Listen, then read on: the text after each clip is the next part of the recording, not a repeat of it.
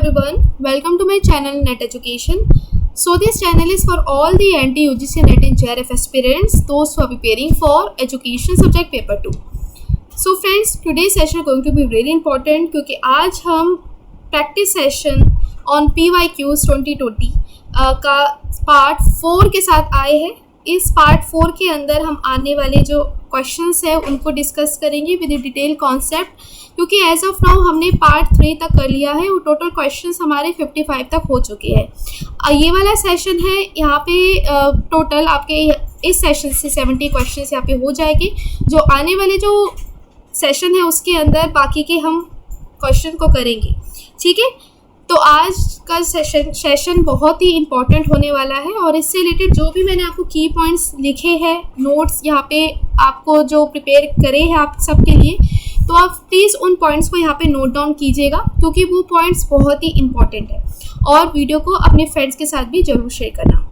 So let's get started with the further questions. So ये सारे के सारे क्वेश्चंस है पहले हम सब ने कर चुके हैं. Let me load the slides. एक बार ये सब कुछ हो चुका है और आप प्रीवियस सेशन देखोगे तो तीनों के तीनों पार्ट्स मैंने स्पेशली प्लेलिस्ट में बनाए हुए हैं, तो आपको वहाँ से ये सारा का सारा कॉन्सेप्ट विद क्वेश्चंस आपको मिल जाएंगे. ठीक है, आज का जो हमारा सेशन है वो 56 से शुरू होने वाला है. तो देख लेते हैं कहाँ ये question. Let me load the slides. 1 second. Yes, here you can see the question. हाँ, ये हमारा 56 क्वेश्चन है जो कि जून 2020 शिफ्ट से आया है. आपको इस क्वेश्चन का राइट आंसर बताना है. क्वेश्चन क्या कह रहा है, पहले ध्यान से रीड कीजिए. क्वेश्चन कह रहा है the techniques in respect of human learning context advocated by Carl Rogers were given the caption. मतलब ये जो टेक्निक थी ह्यूमन लर्निंग कॉन्टेक्स्ट जो कि किसने एडवोकेट की थी, कार्ल रोजर्स ने. उन्होंने किस बेसिस पे ये दिया था, ह्यूमन लर्निंग कॉन्टेक्स्ट किस बेसिस पे आपको ये कैप्शन किया था. तो आपको इसका राइट आंसर बताना है. First, self regulated learning, reception learning, self initiated learning या discovery learning. Human learning context की बात करते हैं तो वो किसके रिस्पेक्ट में कर रहे हैं, सेल्फ रेगुलेटेड लर्निंग के रिस्पेक्ट में कर रहे हैं, रिसेप्शन लर्निंग के रिस्पेक्ट में कर रहे हैं, सेल्फ इनिशिएटेड लर्निंग के बारे में कह रहे हैं या फिर डिस्कवरी लर्निंग के बारे में कह रहे हैं. इसका राइट आंसर क्या होगा अकॉर्डिंग टू यू, यहाँ पे बताते जाइए. मैं आप सबके कमेंट्स यहाँ पे लाइव सेक्शन में देख रही हूँ, वहाँ पे आप रिस्पॉन्सेज रजिस्टर करते रहिए. अगर कोई भी डाउट है तो आप पूछ सकते हो.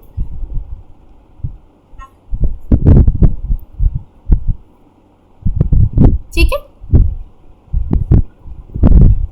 Okay. So here you can see the right answer of this question which is third. इसका राइट आंसर है सेल्फ इनिशिएटेड लर्निंग की जो टेक्निक है ये इन respect of human learning context जो कि मेनली एडवोकेट की थी बाय कार्ल रोजर्स. वो क्या कैप्शन देती थी आपको, सेल्फ इनिशिएटेड लर्निंग. तो जो हमें कार्ल रोजर्स थे वो सेल्फ इनिशिएटेड लर्निंग के बारे में हमें बताते थे. इसका राइट आंसर के साथ एक्सप्लेनेशन देख लेते क्या है. सो फ्रेंड्स, आप सबको पता है कार्ल रोजर्स कौन थे. कार्ल रोजर्स हमारे ह्यूमनिस्टिक साइकोलॉजिस्ट थे. ठीक है, कार्ल रोजर्स कौन थे, हमारे ह्यूमनिस्टिक साइकोलॉजिस्ट थे. इन्होंने अब्राहम मैस्लो की थ्योरी से इन्फ्लुएंस्ड होकर अपना ही एक नया कॉन्सेप्ट डेवलप किया था जिसको हम यहाँ पे क्या कह रहे हैं, सेल्फ इनिशिएटेड लर्निंग जिसको कह रहे हैं, जिसको हम कह रहे हैं ह्यूमन लर्निंग कॉन्टेक्स्ट जिसको कह रहे हैं. यहाँ पे कार्ल रोजर्स का जो थ्योरी थी वो इस अजम्पशन के ऊपर बेस थी कि यहाँ पे अब्राहम मैस्लो में कई तरीके के लेवल हमें देखने को मिले कि किस तरीके से एक पर्सन है वो सेल्फ एक्चुअलाइजेशन को यहाँ पे पाता है. अगर एक पर्सन है वो बेसिक फिजियोलॉजिकल नीड्स उसकी फुलफिल होती है, सिक्योरिटी या सेफ्टी नीड्स उसकी फुलफिल होती है, बिलोंगिंगनेस नीड उसकी फुलफिल होती है, तब जाके वो सेल्फ एस्टीम को पार करके सेल्फ एक्चुअलाइजेशन स्टेज की तरफ जाता है.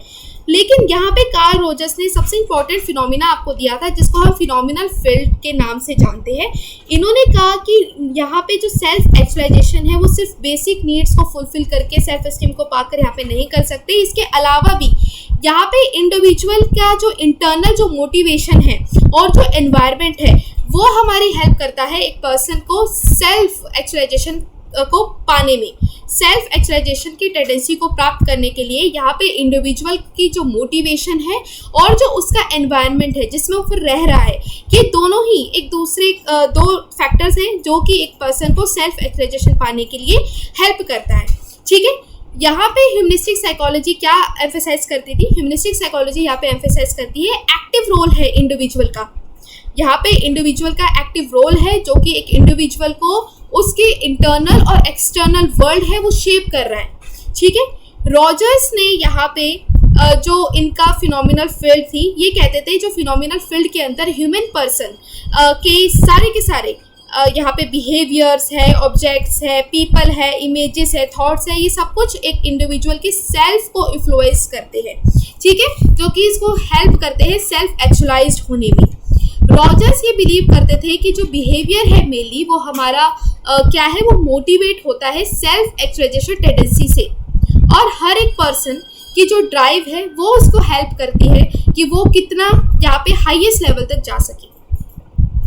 यहाँ पे फ्रेंड्स सभी कहते हैं कि हमारा जो एनवायरनमेंट है वो एक इंडिविजुअल की स्ट्रेंथ को तो इन्फ्लुएंस करता है कि जिस तरीके से एनवायरनमेंट हमें मिल रहा है, एनवायरनमेंट के अंदर आपका सारी चीज़ें आ सकती हैं, जैसे कि यहाँ पे आपको पेरेंट्स से मोटिवेशन मिले। अब जैसे कि यहाँ पे आप JRF के लिए प्रिपेयर कर रहे हो, ठीक है, JRF के लिए आप प्रिपेयर कर रहे हो, आप यहाँ पे मोटिवेटेड हो to achieve your target which is JRF आपको पाना है। JRF को आप तभी पा सकते हैं जब तक आपका जो एनवायरनमेंट है वो आपका साथ दे। एनवायरनमेंट के अंदर सारे के सारे कंडीशंस, टर्म्स एंड कंडीशंस यहाँ पे आ जाती है कि आपका यहाँ पे जो एनवायरनमेंट है जैसे कि कंड्यूसिव होना चाहिए, हमेशा लर्निंग को यहाँ पे वो एनहांस होने वाला होना चाहिए, आपको सही तरीके से रिसोर्सेज आपको मिल रहे हैं, मटेरियल्स आपको सही तरीके से मिल रहे हैं, गाइडेंस आपको मिल पा रही है कि नहीं, अपने पीयर्स से, अपने यहाँ पे जिनको आप आइडल मानते हैं टीचर से, उनसे आपको यहाँ पे कितनी गाइडेंस मिल रही है, कितना सपोर्ट मिल रहा है, एनवायरनमेंट के अंदर आ जाता है।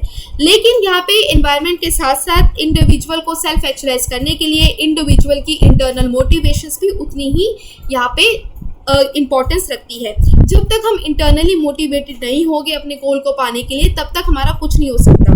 इसलिए यहाँ पे सिर्फ अच्छी बुक्स, अच्छा मटेरियल्स, अच्छी गाइडेंस प्रोवाइड करने से नहीं कुछ होगा, until and unless you are internally motivated towards your goal to achieve your target which is JRF। ठीक है, इस तरीके से आपको यहाँ पे समझना है। तो यहाँ पे इन्होंने, कार्ल रोजर्स ने, ह्यूमनिस्टिक जो साइकोलॉजिस्ट थे, इन्होंने फिनोमिनल फील्ड का कॉन्सेप्ट दिया था, जिसके अंदर इंडिविजुअल मोटिवेशन के साथ साथ एनवायरनमेंट की लर्निंग भी उतनी ही इंपॉर्टेंट है, जो कि एक पर्सन के बिहेवियर को शेप करने में, उसके थॉट्स को शेप करने में, एक सेल्फ इमेज बनाने में मदद कर रही है, सेल्फ एक्चुअलाइज उसको करवा रही है। ठीक है, यहाँ पे आपको डेफिनेशंस लिखी हुई है, इसलिए यहाँ पे आपको जब भी कहते हैं कार्ल रोजर्स का जो ह्यूमन लर्निंग कॉन्टेक्स्ट है वो सेल्फ इनिशिएटेड लर्निंग के ऊपर टिका हुआ है। जब तक इंडिविजुअल सेल्फ इनिशिएटेड नहीं होगा, जब तक इंडिविजुअल यहाँ पे खुद यहाँ पे स्टेप नहीं लेगा लर्निंग का, तब तक कुछ नहीं हो सकता। ठीक है, यहाँ पे क्या है, सेल्फ इनिशिएशन को सबसे ज़्यादा बढ़ावा दिया हुआ है।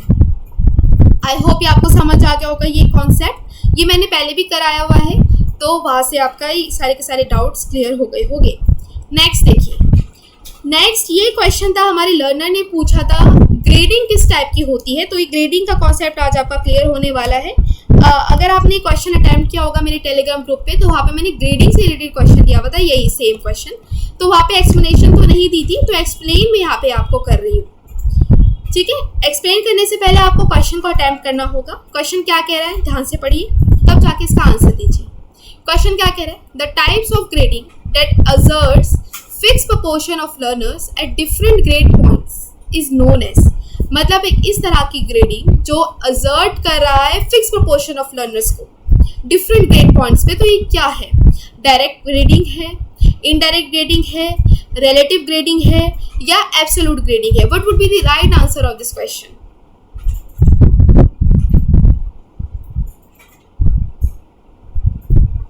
ओके, जल्दी से रिस्पॉन्सेज देते जाइए, इसका राइट आंसर क्या होगा? आपके रिस्पॉन्सेज मुझे इसमें दिख रहे हैं। Okay okay, so you can see the right answer of this question which is relative grading. जब भी हम बात करते हैं ग्रेडिंग की जो असर्ट करता है फिक्स प्रोपोर्शन की, तो हम यहाँ पे रिलेटिव ग्रेडिंग के बारे में बात करते हैं। क्योंकि अब फिक्स प्रोपोर्शन के बारे में बात हो रही है, तो यानी कि यहाँ पे किसकी बात हो रही है, पता है, फिक्स प्रोपोर्शन की जब भी बात हम करते हैं, तो ये आपका एक क्वेश्चन है इसको पहले हम देख लेते हैं ग्रेडिंग मतलब क्या है। सो फ्रेंड्स, यहाँ पे ग्रेडिंग मतलब ये है कि ग्रेडिंग जो वर्ड है हमें मेनली कहाँ से मिला है, ग्रेडस से मिला है, जो कि लैटिन वर्ड है जिसको हम क्या कह रहे हैं, स्टेप कह रहे हैं। जब भी हमें स्टूडेंट्स की परफॉर्मेंस को यहाँ पे उनको असेस करना होता है स्टूडेंट्स की परफॉर्मेंस को, तो यहाँ पे ग्रेडिंग के माध्यम से किया जाता है। स्टूडेंट के लेवल ऑफ परफॉर्मेंस को यहाँ पे क्लासिफाइड किया जाता है इनटू दी क्लासिफिकेटरी यूनिट्स। क्लासिफिकेटरी यूनिट्स के अंदर उसको डिवाइड किया जाता है, जिसको हम लेटर ग्रेड्स के नाम से जानते हैं। ठीक है, ग्रेडिंग कैसे दे रहे हैं, यहाँ पे ग्रेडिंग दे रहे हैं उन्हें लेटर्स के फॉर्म में, A grade, B grade, C grade, D grade, E grade, इस हिसाब से हम उनको यहाँ पे मार्क्स दे रहे हैं। अब फ्रेंड्स, यहाँ पे जो ग्रेडिंग है ना, ये फर्दर डिवाइडेड होती है आपकी किसके अंदर, डायरेक्ट ग्रेडिंग में और इनडायरेक्ट ग्रेडिंग में। डायरेक्ट ग्रेडिंग यानी कि सिंपली आप क्या कर रहे हो, यहाँ पे जो भी परफॉर्मेंस है उसके बेसिस पे आप पर्सन को ग्रेड दे रहे हो, A grade, B grade, C grade उनको दे रहे हो। जो आपने यहाँ पे एक्सपेक्ट किया है, अगर वो उससे खरा उतरा है तो आप उसी के हिसाब से, उसकी क्वालिटी के हिसाब से, क्वालिटी ऑफ परफॉर्मेंस के हिसाब से, क्वालिटी ऑफ रिस्पॉन्सेज के हिसाब से आप उसको ग्रेड दे रहे हो। यहाँ पे ग्रेड सिस्टम जो होता है, यहाँ पे आप न्यूमेरिक फॉर्म में नहीं देते, लेटर के फॉर्म में आप देते हैं। ये डायरेक्ट हमारा ग्रेडिंग हमारा हो गया। लेकिन जब भी हम बात करते हैं इनडायरेक्ट ग्रेडिंग की, तो इनडायरेक्ट ग्रेडिंग कभी भी आपका यहाँ पे डायरेक्टली आप ग्रेड नहीं करते। पहले आप उनकी जो परफॉर्मेंस को असेस करते हो न्यूमरिक फॉर्म में। न्यूमरिक फॉर्म में असेस करने के बाद आप बाद में जाके उसको ग्रेड के अंदर बदलते हो।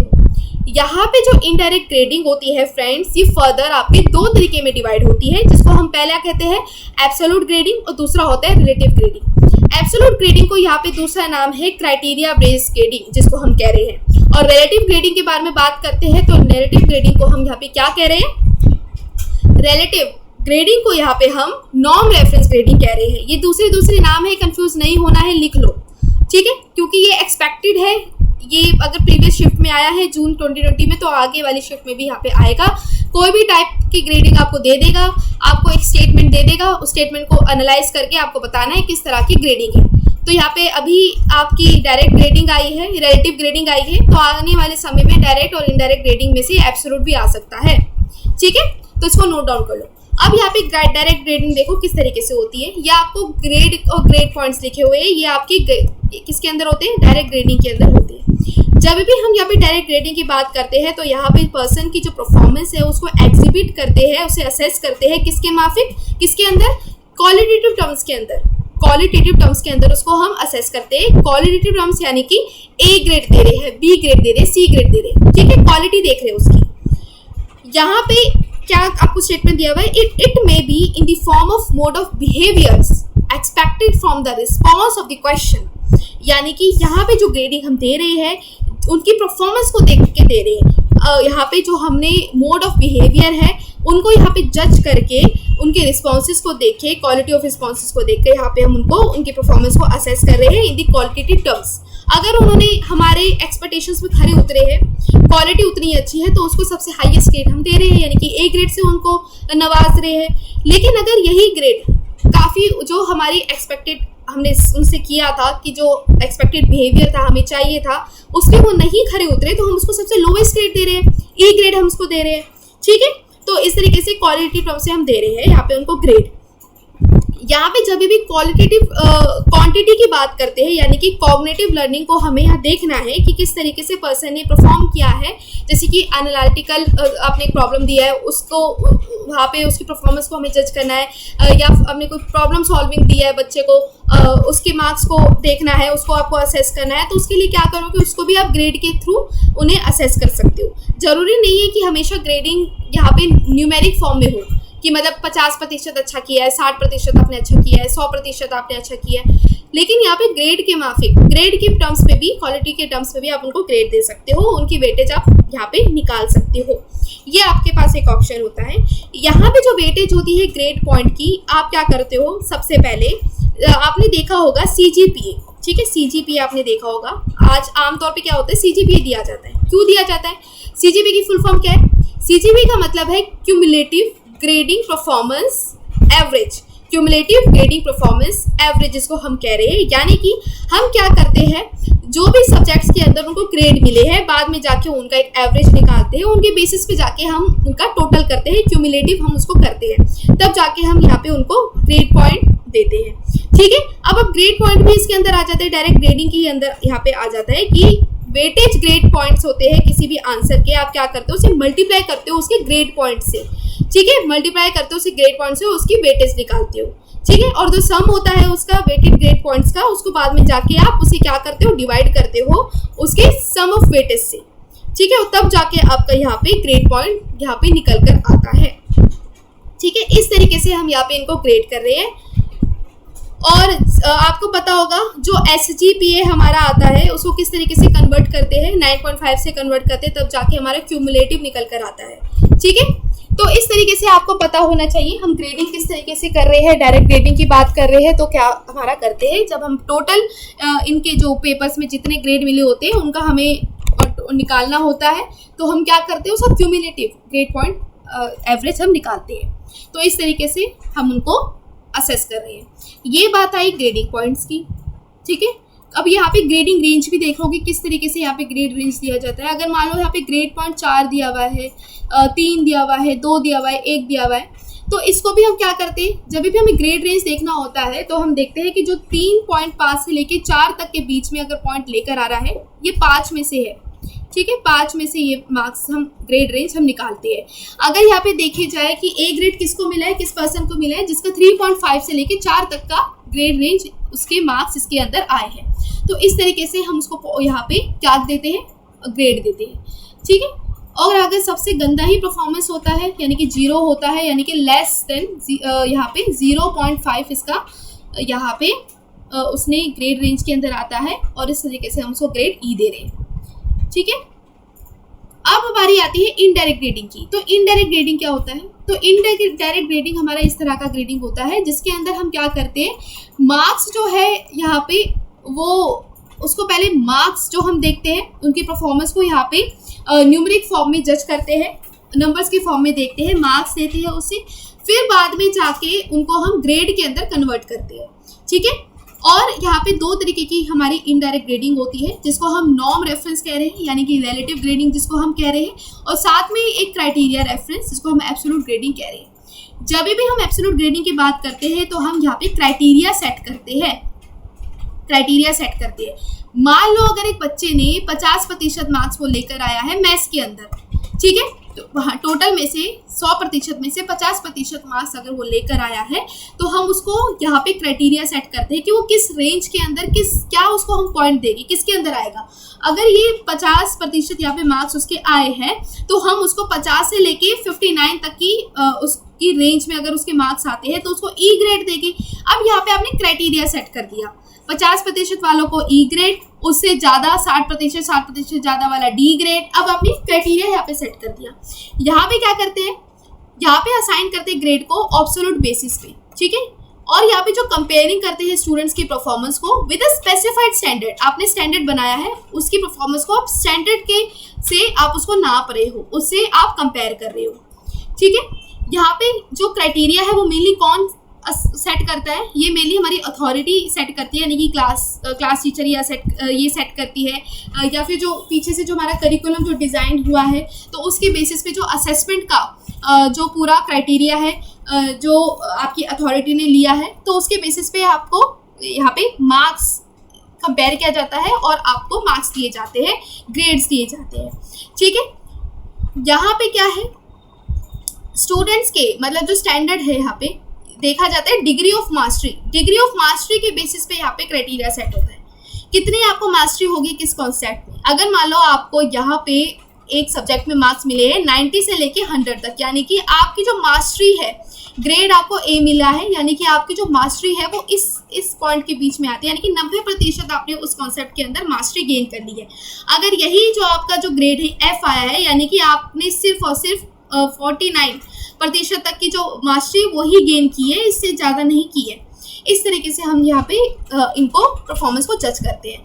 अब यहाँ पे ग्रेडिंग का सबसे इम्पोर्टेंट जो एब्सोल्यूट ग्रेडिंग का सबसे इम्पोर्टेंट यहाँ पे जो मतलब एडवांटेज यही है कि यहाँ पे आपको एडजस्ट नहीं करनी पड़ती। ठीक है, यहाँ पे आपको किसी भी तरह का ग्रेड्स को एडजस्ट नहीं करना पड़ता। यहाँ पे क्राइटेरिया सेट है, उसी के हिसाब से आपको यहाँ पे ग्रेड दे देना पड़ता है। मान लो अगर किसी पर्सन के यहाँ पे 94% मार्क्स आए तो आपको उसको ए देना ही है, क्योंकि वो इस रेंज के अंदर, इस पॉइंट्स के अंदर वो आ रही है। ठीक है, यहाँ पे सभी बच्चों के अगर यहाँ पे 90 से या 95% मार्क्स है तो आपको ए ग्रेड से आप उसको दे सकते हो, यहाँ पे किसी तरह का एडजस्टमेंट नहीं होगा। ठीक है, तो ये इसका एक इम्पॉर्टेंट पॉइंट है, इसलिए हम यहाँ पे क्राइटेरिया रेफरेंस टेस्ट को कर रहे हैं, जो कि काफ़ी इजी है। ठीक है, काफ़ी इजी है ये। नेक्स्ट आता है नॉर्म रेफरेंस टेस्ट। जब भी हम नॉर्म रेफरेंस ग्रेडिंग या रिलेटिव ग्रेडिंग की बात करते हैं तो हमारा दिमाग में आता है हमारा एनटीए का पेपर। एनटीए का जो एग्ज़ाम होता है उसमें क्या होता है, एनटीए के एग्ज़ाम में हम जब भी अपने मार्क्स को कंपेयर करते हैं तो अपने जो हाईएस्ट परसेंटाइल होती है, मान लो एक बच्चा है उसने हाईएस्ट परसेंटाइल यहाँ पे 100 ले आया, अब उसके कंपैरिजन, उसके कंपैरेटिवली कितने बच्चों के यहाँ पे मार्क्स आए हैं, तो यहाँ पे जाकर हमारी कट ऑफ बनती है और उसी के बेसिस पे यहाँ पे निकालते हैं कि कितने बच्चों को यहाँ पे नेट क्लियर है और उतने कितने बच्चों को यहाँ पे जेआरएफ क्लियर है। वो क्राइटेरिया हमारा सेट होता है कंपैरिजन के हिसाब से, जो हाईएस्ट हमारा परसेंटाइल होता है, हाईएस्ट परसेंटाइल के कंपैरेटिवली यहाँ पे हम मार्क्स देख रहे हैं, तो वो किसके अंदर आता है, norm reference test. Norm reference test के अकॉर्डिंग आता है। तभी यहाँ पे आप देखोगे जो कट ऑफ आती है वो अलग अलग होती है, नेट की कट ऑफ हमेशा अलग होती है और जेआरएफ की कट ऑफ हमेशा यहाँ पे अलग होती है। ठीक है, कंपैरेटिवली हम देखते हैं, मान लो यहाँ पे 100% है, किसी की परसेंटाइल यहाँ पे 100% आ गई, तो इसकी कंपैरेटिवली जो 1% बच्चा है उसको यहाँ पे जेआरएफ वो के लिए एलिजिबल है। लेकिन अगर नेट का देखा जाए तो 100% के कंपैरेटिवली जो 5% बच्चे हैं ये आपके क्या है, ये नेट के लिए एलिजिबल है। तो इस तरीके से हम यहाँ पे नॉर्म रेफरेंस टेस्ट का यूज़ करते हैं जब भी हमें कंपेयर करने पड़ते हैं अपने marks with the highest percentile से। ठीक है, अब यहाँ पे देख लो, एक टीचर ने क्राइटेरिया दिया हुआ है कि मान लो एक्सीलेंट किस बंदे को देना है, किस बच्चे को देना है, जिसके टॉप 10% मार्क्स है क्लास में, उसको यहाँ पे एक्सीलेंट देना है। अगर उसी के कंपैरेटिवली दूसरे बच्चे देखें जिनके उससे नीचे मार्क्स है, यानी कि 20% जो क्लास है उसको हम गुड देंगे। ठीक है, ये कंपेयर किससे करो, सबसे हाईएस्ट वाले से, उसके कंपैरेटिवली आप उसको ग्रेड दे रहे हो। तो ये हमारा नॉर्म रेफरेंस टेस्ट में आता है कि whenever you are comparing your the marks of the students comparatively to the highest जो परसेंटाइल है उसके कंपैरिजन में आप उसको मार्क्स असाइन कर रहे हो, तो वो हमारा नॉर्म रेफरेंस टेस्ट के अंदर आ गया। ठीक है, ये डेफिनेशन लिखी हुई है, आप इसको नोट डाउन कर सकते हो, ये एग्जाम्पल के थ्रू आपको बताया हुआ है कि किस कंपैरिजन में हम इनको मार्क्स देंगे। ठीक है, तो आई होप ये आपको कॉन्सेप्ट क्लियर हो गया होगा किस तरीके से हम ग्रेडिंग दे रहे हैं, एब्सोल्यूट ग्रेडिंग किसके अंदर आती है, ग्रेडिंग सिस्टम डायरेक्ट इनडायरेक्ट होता है। तो इसको नोट डाउन कर लो, ये मैंने टेलीग्राम ग्रुप पे क्वेश्चन दिया था, उसी की एक्सप्लेनेशन आपको दी हुई है, फिर से आपको बाद में ये नहीं मिलेगा और क्योंकि ये इसी में ही आपको करा दिया गया है। ठीक है, अलग से कोई सेशन मैं नहीं लेकर आई थी तो इसके अंदर ये इंक्लूड कर दिया, तो जिन्होंने डाउट था तो यहाँ से क्लियर कर सकते हो। नेक्स्ट क्वेश्चन देख लो, क्वेश्चन नंबर 57, ये क्या कहता है, The essential components of a budget are, essential components क्या है हमारे बजट की, बिल्डिंग और इंफ्रास्ट्रक्चर, इनकम और एक्सपेंडिचर, पॉलिसी और प्रोग्राम या फीस एंड सैलरी। ये कॉन्सेप्ट मैंने आपको कल यानी कि प्रीवियस सेशन था उसके अंदर भी कराया हुआ था बजट से रिलेटेड, उसी को ध्यान में रखते हुए इसको आंसर देना है आपको।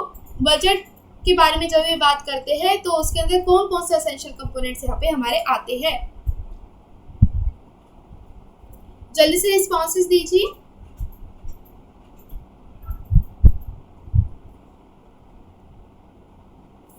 Okay, so here you can see the right answer of this question, which is yes, you are absolutely correct. Second इसका right answer है इनकम और एक्सपेंडिचर। जब भी बजट के बारे में बात करते हैं तो इनकम और एक्सपेंडिचर इसके अंदर आता है, कितनी हमारी इनकम है, कितना हमें खर्च करना है, कितनी लागत है।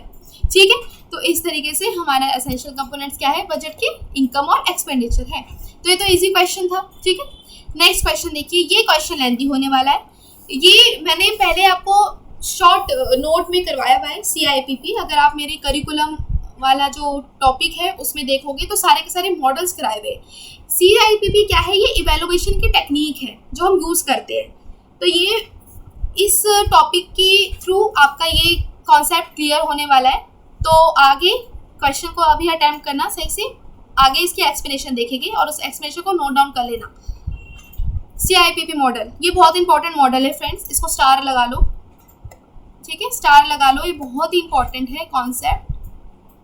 और ये आपको अगर आप PSC के एंट्रेंस में अगर देने जाओगे तो वहाँ पे भी आपको CIPP से रिलेटेड कई सारे क्वेश्चंस मिलेंगे, तो उस तरीके से देखें तो इम्पॉर्टेंट टॉपिक है।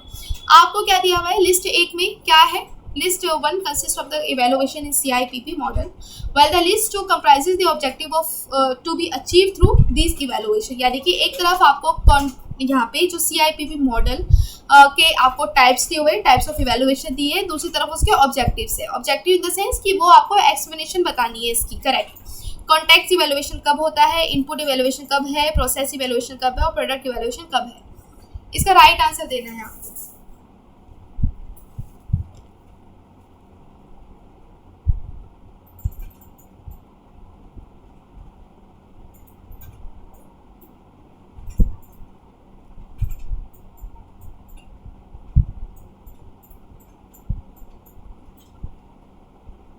ओके गुड, यहाँ पे रिस्पॉन्सेज आने लग गए हैं, तो देख लेते हैं इसका राइट आंसर क्या है। Okay, so here you can see the right answer of this question which is second, इसका राइट आंसर है। जब भी कॉन्टेक्स्ट इवेलुएशन की बात करते हैं तो यानी मेनली हम क्या कर रहे हैं, हम डिटरमाइन कर रहे हैं अपनी नीड्स को और अपॉर्चुनिटीज़ को जो यहाँ पे प्रेजेंट है और जिसको हमें अपनी प्रॉब्लम को डायग्नाइज करना है, ठीक है। फिर आता है इनपुट इवेलुएशन। जब भी इनपुट की बात करते हैं तो इनपुट हमारा एक इस तरह का इवेलुएशन है जिसके अंदर हम क्या कर रहे हैं, हम आइडेंटिफाई कर रहे हैं और असेस कर रहे हैं स्कूल के सिस्टम को और उसकी क्या कैपेसिटी है। फिर आता है प्रोसेस इवेलुएशन, जो कि आपका प्रोसेस की तरह चलता है कि ड्यूरिंग द प्रोसेस हम किस तरीके से इवेलुएट कर सकते हैं। तो इवेलुएट क्या करते हैं, अगर मान लो आपने प्लान किया है, उस प्लान के दौरान यहाँ पे कोई डिफेक्ट आ रहा है इम्प्लीमेंटेशन का, तो आप उसको जांच पाओ, यानी कि to identify the defects in the procedural design और इट्स इम्प्लीमेंटेशन प्लान। और प्रोडक्ट इवेलुएशन क्या है, प्रोडक्ट इवेलुएशन यानी कि आपका आउटकम, जो आउटकम निकल कर आया है आफ्टर द इवेलुएशन, ठीक है, वो क्या निकल कर आया है, वो यहाँ पे किसके थ्रू माप सकते हैं कि to communicate the information regarding the objectives achieved and contents covered. मतलब अगर आपने जो ऑब्जेक्टिव्स बनाए हैं उसके बेसिस पे जो आपको यहाँ पे आउटकम मिल पा रहा है कि नहीं मिल पा रहा है, क्या आपका प्रोडक्ट आया है, वो तो हम किससे देखते हैं, वो हमारा प्रोडक्ट इवेलुएशन के अंदर आता है। अब इस कॉन्सेप्ट को डिटेल में पढ़ लेते हैं, ये किसने दिया था और ये क्या है। सो फ्रेंड्स, ये जो CIPP मॉडल है ये मेनली किसने दिया है, किसने क्रिएट किया है, ये डैनियल स्टफलबीन ने यहाँ पे क्रिएट किया है। ये क्या है, ये क्या करता है, ये कंसिडर करता है डिसीजन ओरिएंटेड मॉडल। इसको हम क्या कहते हैं, डिसीजन ओरिएंटेड मॉडल कहते हैं, जिसके अंदर हम क्या कर रहे हैं, हम सिस्टमेटिकली अपनी इंफॉर्मेशन को कलेक्ट कर रहे हैं। जो हमारा प्रोग्राम है, हम यहाँ पे देख रहे हैं जो हमारा प्रोग्राम है उसकी क्या लिमिटेशन है, क्या उसकी स्ट्रेंथ है, हम उसको यहाँ पे असेस कर सकते हैं इस इस जो CIPP मॉडल से, ठीक है। CIPP मॉडल से एक तरह का इवेलुएशन टेक्निक है। हम देख सकते हैं कि हमारा जो यहाँ पे जो हमारा जो प्रोग्राम है उसकी क्या स्ट्रेंथ है, क्या उसकी लिमिटेशन है और किस तरीके की इम्प्रूवमेंट की ज़रूरत है। ये जो हमारा मॉडल है ये हमारा मेनली मैनेजमेंट ओरिएंटेड इवेलुएशन के ऊपर फोकस्ड होता है। मैनेजमेंट की बात करें यानी कि किस तरीके से जो स्ट्रेंथ है और वीकनेस है उसको हम मैनेज कर सकते हैं, एरर को यहाँ पे रिमूव कर सकते हैं, आइडेंटिफाई कर सकते हैं, लिमिटेशंस को देख सकते हैं और आने वाले समय में फ्यूचर के लिए एक अच्छा प्रोग्राम हम बना सकते हैं। ये एक तरह का फ्रेमवर्क है जिसके अंदर 4 तरीके की स्टेजेस ऑफ इवेलुएशन यहाँ पे आती है। कौन कौन सी आती है 4 तरीके की स्टेजेस ऑफ इवेलुएशन, ये हमारी मेनली आती है context evaluation, input evaluation, process evaluation और प्रोडक्ट इवेलुएशन। जब भी कॉन्टेक्स्ट इवेलुएशन की बात करते हैं तो कॉन्टेक्स्ट यानी कि किस कॉन्टेक्स्ट पे हमारा ये प्रोग्राम बना है, क्या कॉन्टेक्स्ट है, किस पर्पस से हमारा ये जो प्रोग्राम बना है।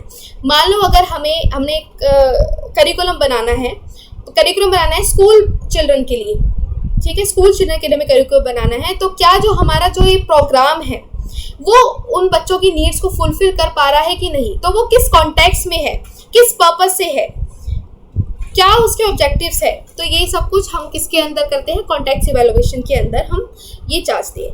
फिर आता है इनपुट इवेलुएशन। इनपुट इवेलुएशन की जब भी बात करते हैं तो इनपुट हमारा इन्वॉल्व होते हैं जो कि उस प्रोग्राम को डेवलप करने में मदद कर रहे हैं। जैसे कि यहाँ पे जो भी एक्टिविटीज़ आ जाती है, जो कंपोनेंट्स इसके अंदर आ जाते हैं, रिसोर्सेज जो हमें चाहिए उस ऑब्जेक्टिव्स को मेट करने के लिए, ठीक है, किस तरीके से हम यहाँ पे टेक्निक्स लगाए, क्या स्ट्रेटेजीज हम लेकर आए, तो ये सब कुछ इसके अंदर आ जाती है। ये सब कुछ हमारे आ जाती है इनपुट के अंदर, ठीक है, इनपुट इवैल्यूएशन के अंदर।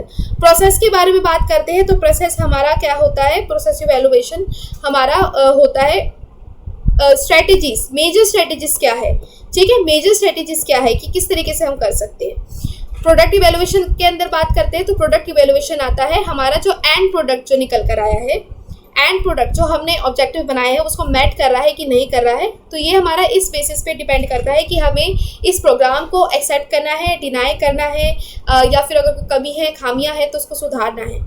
यहाँ पे देख लेते हैं कॉन्टेक्स्ट इवैल्यूएशन के अंदर क्या आता है। तो कॉन्टेक्स्ट इवैल्यूएशन हमें इंफॉर्मेशन प्रोवाइड करता है किसकी, development for an evaluation of the mission, mission के बारे में बता रहा है, ठीक है, विजन क्या है, किस पर्पस से बना रहे हैं, वैल्यूज़ क्या है, गोल और ऑब्जेक्टिव्स क्या है, प्रायोरिटीज़ क्या है।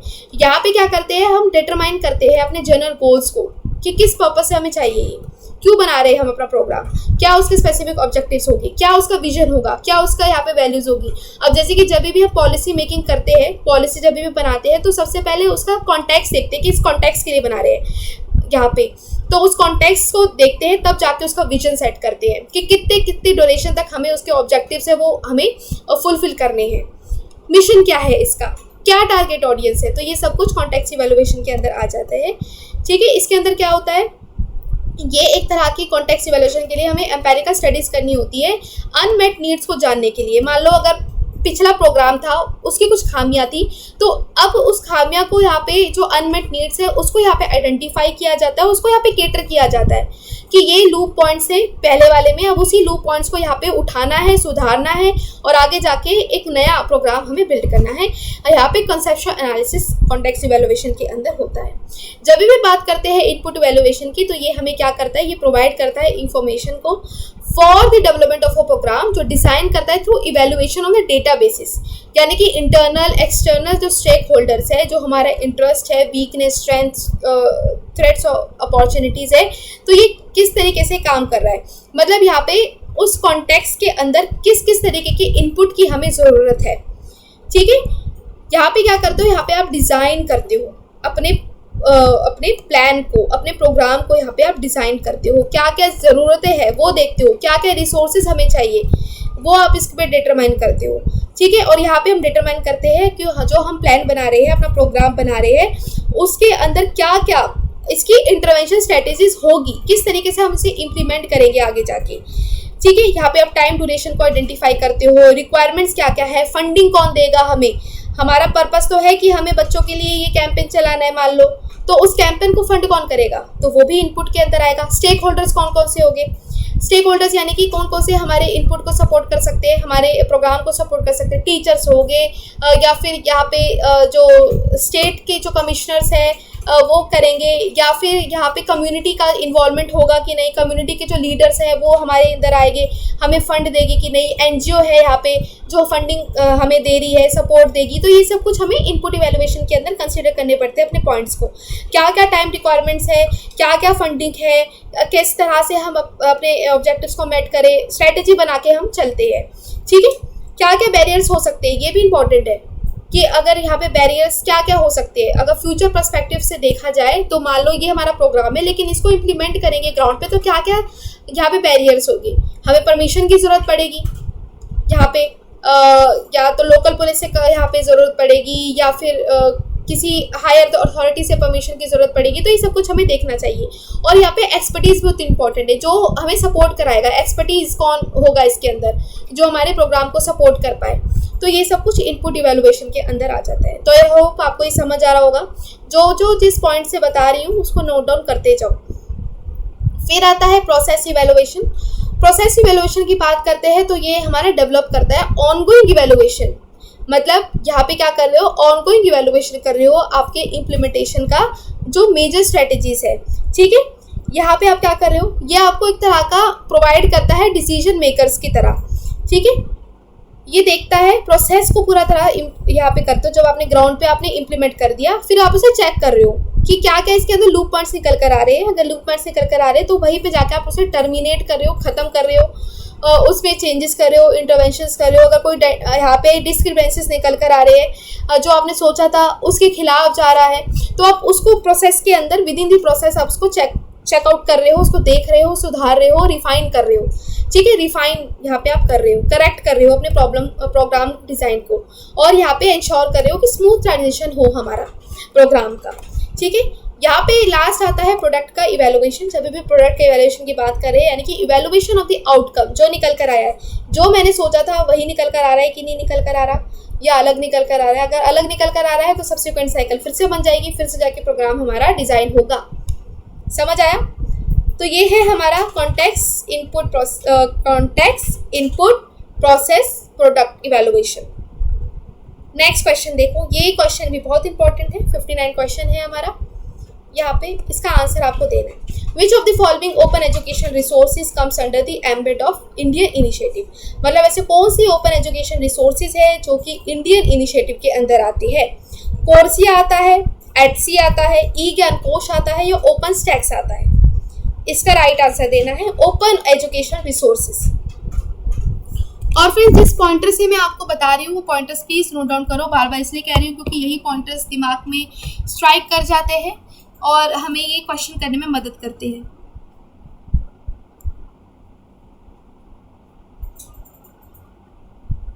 What would be the right answer of this question? I can see your responses here. If you have any doubts, so you can ask in the comment section below. Also, you can join my Telegram group जहाँ पे अगर कोई भी query है किसी question से related तो आप वहाँ से पूछ सकते हो। ठीक है? Okay. So here you can see the right answer of this question, which is, देख लेते इसका right answer क्या है। Okay. ये इसका राइट आंसर है ई ज्ञान कोश। ई ज्ञान कोश हमारा एक ऐसा ऑनलाइन एजुकेशन रिसोर्स है जो कि इंडियन का इनिशिएटिव है, इंडिया का इनिशिएटिव है। बाकी अगर कोर्सिया देखोगे, एडसी देखोगे या ओपन स्टैक्स देखोगे, ये सारे के सारे आपके ये बाहर के इनिशिएटिव है, वेस्टर्न इनिशिएटिव्स है। ये हमारे इंडिया में इनिशिएटिव नहीं लिया गया है। इंडिया का ई ज्ञान कोश है। ई ज्ञान कोश हमें क्या बताता है? ई ज्ञान कोश हमारे एक तरह की नेशनल डिजिटल रिपोजिटरी है जिसके अंदर सारे के सारे यहाँ पे प्रिजर्व है, स्टोर है हमारे डॉक्यूमेंट्स, और एक तरह की ये आपको क्या प्रोवाइड करता है? ये डिजिटल लर्निंग रिसोर्सेज की तरह देखा गया है। आपको ओपन और डिस्टेंस लर्निंग आपको प्रोवाइड करता है ई ज्ञान कोश से। ठीक है, आपको ये मटेरियल्स प्रोवाइड करता है, आपको स्टडी मटेरियल्स यहाँ पे प्रोवाइड करता है, डिस्ट्रीब्यूट करता है, शेयर करता है डिजिटल लर्निंग के माध्यम से। तो ये क्या है? ई ज्ञान कोश इसके अंदर आ जाता है। और फ्रेंड्स यहाँ पे जो कोर्सिया है, कोर्सिया हमारा आता है, ये आपका इंडियन इनिशिएटिव नहीं है। ये क्या है? एक तरह का मूक है, यानी कि मैसिव ओपन ऑनलाइन कोर्सेज यहाँ पे प्रोवाइड करे जाते हैं, ऑफर्स किए जाते हैं स्टूडेंट्स को, और एक तरह का ऑनलाइन एजुकेशन ये आपको दिया जाता है। इसके अंदर स्पेशलाइजेशन होता है, मतलब अगर किस कोर्स के अंदर आपको मटेरियल चाहिए स्पेशलाइज तो वो आपसे यहाँ पे मिल जाएगा। यहाँ पे ट्रेनिंग भी दी जाती है, मतलब यहाँ पे एजुकेशन दी जाती है ऑनलाइन माध्यम से। यहाँ पे डिग्रीज आपको प्रोवाइड करी जाती है। ये जो आपका कब आया था? ये 2012 में आया था। स्टैनफोर्ड कंप्यूटर साइंस प्रोफेसर के थ्रू ये इनिशिएटिव लिया गया था, जिसको यानी कि एंड्रयू एनजी जिसको कह रहे हैं।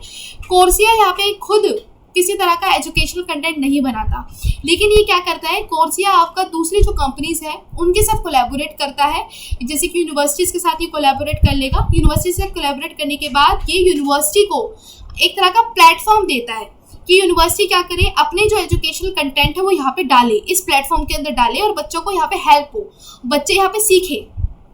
ठीक है, ये हमारा कोर्सिया के अंदर आता है। ये खुद कोई एजुकेशन मटेरियल्स प्रोवाइड नहीं करता, लेकिन ये कोलैबोरेट कर लेता है यूनिवर्सिटी से और ऑर्गेनाइजेशन से, और उनको एक तरह का ऑनलाइन प्लेटफॉर्म प्रोवाइड करता है ताकि स्टूडेंट्स उसको एक्सेस कर पाए पे करके। ठीक है, अब कोर्सिया में आप जाओगे, वेबसाइट पे देखोगे कई तरह की कोर्सेज है, डिजिटल लर्निंग से रिलेटेड कोर्सेज है। यहाँ पे एमबीए के भी काफ़ी इंटरेस्टिंग कोर्सेज है, और काफ़ी अच्छी डील्स भी आपको मिल जाएगी वहाँ पे। ठीक है, इसके अलावा ओपन स्टैक्स क्या है? ओपन स्टैक्स आपको फ्री और ओपनली लाइसेंस डिजिटल बुक्स आपको प्रोवाइड करता है अफोर्डेबल प्राइजेस में। ठीक है, ये क्या करता है? ये भी दूसरी जो एजुकेशन टेक्नोलॉजी है एक ऐसी जो कि दूसरों से पार्टनरशिप करता है, और यहाँ पे जो आपको कंटेंट ये प्रोवाइड करता है। ठीक है, कंटेंट आपको ये प्रोवाइड करता है।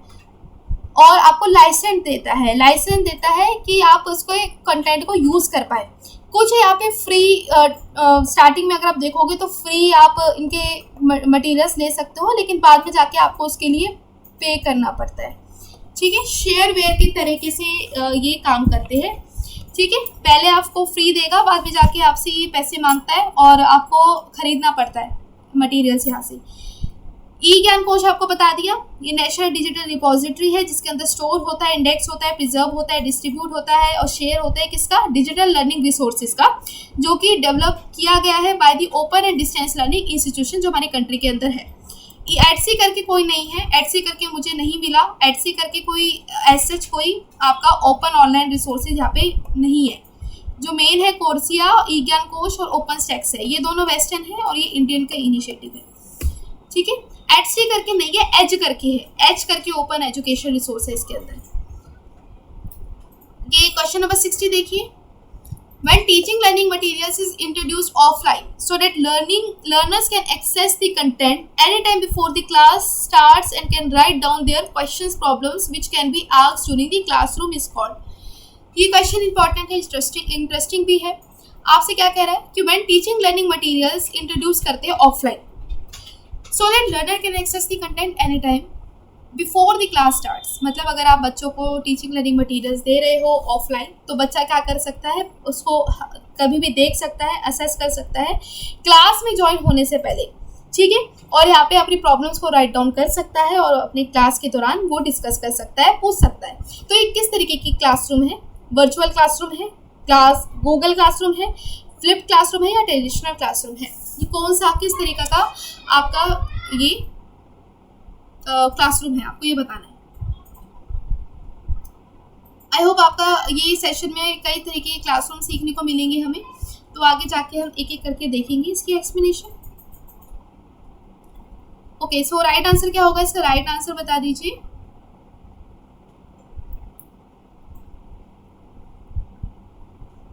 Okay, so here you can see the right answer of this question which is third, flipped हमारी क्लासरूम होती है। अब फ्लिप्ड क्लासरूम क्या है, इसमें बच्चों को बहुत प्रॉब्लम है।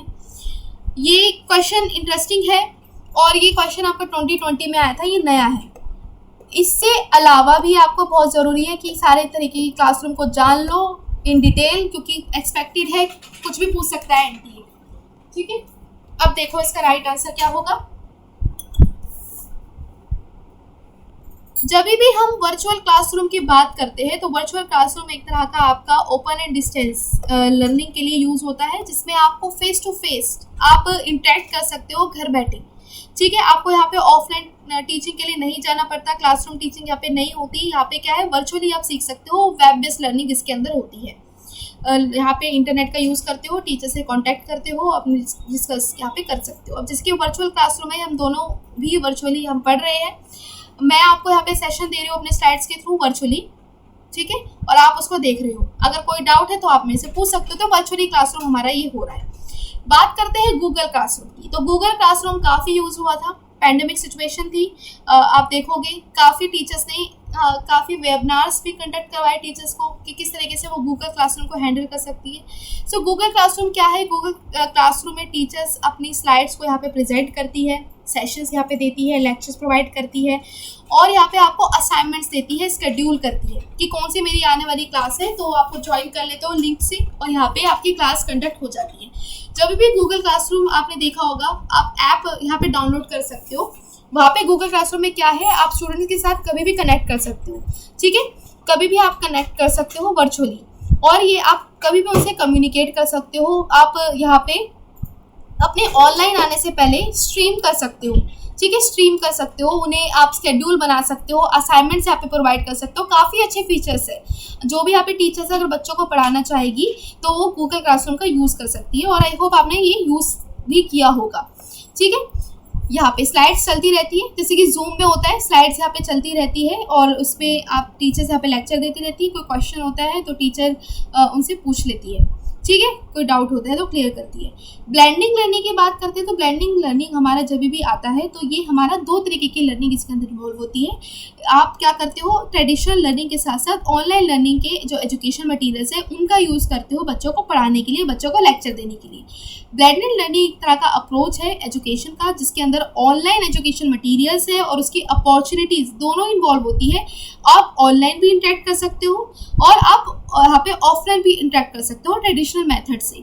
ठीक है, दोनों यहाँ पे इंटरेक्शन हो सकता है, फिजिकली प्रेजेंस है टीचर स्टूडेंट का और अगर आप वर्चुअली यहाँ पे प्रेजेंट है। ब्लेंडेड लर्निंग यहाँ पे हो रही है, दोनों तरीके की लर्निंग इसके अंदर इन्वॉल्व है।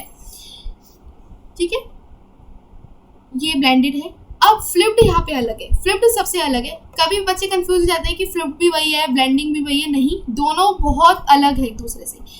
फ्लिप्ड लर्निंग में क्या होता है, फ्लिप्ड लर्निंग बेसिकली हम इसको इन्वर्टेड लर्निंग के नाम से भी जानते हैं। इन्वर्टेड लर्निंग क्यों कह रहे हैं, क्योंकि आप देखोगे ब्लूम टैक्सोनॉमी के अकॉर्डिंग तो यहाँ पे सीरियल वाइज आपकी लर्निंग चलती है। सीरियल वाइज आपकी लर्निंग चलती है कि पहले रिमेंबर करोगे, अंडरस्टैंड करोगे, अप्लाई एनालाइज करोगे, इवेलुएट करोगे, क्रिएट करोगे। लेकिन कभी भी हम यहाँ पे फ्लिप्ड लर्निंग की बात करती है तो यानी फ्लिप्ड यानी कि उल्टा यहाँ पे लर्निंग होती है। टीचर क्या करती है, मेनली टीचर आपको यहाँ पे पहले से ही टास्क दे देती है कि आपको घर से याद करके आना है, ये मटेरियल है, इसको पढ़ के आना।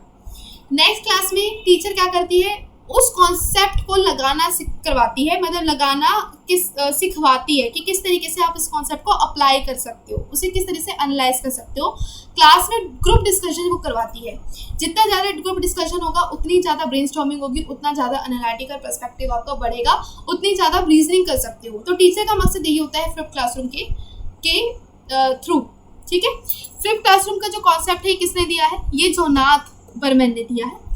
सबसे पहले क्या है, यहाँ पे जो भी हो रहा है आप क्या करते हो, फ्लिप लर्निंग है तो यहाँ पे टीचर सबसे पहले आता है आपका रिमेंबर करना।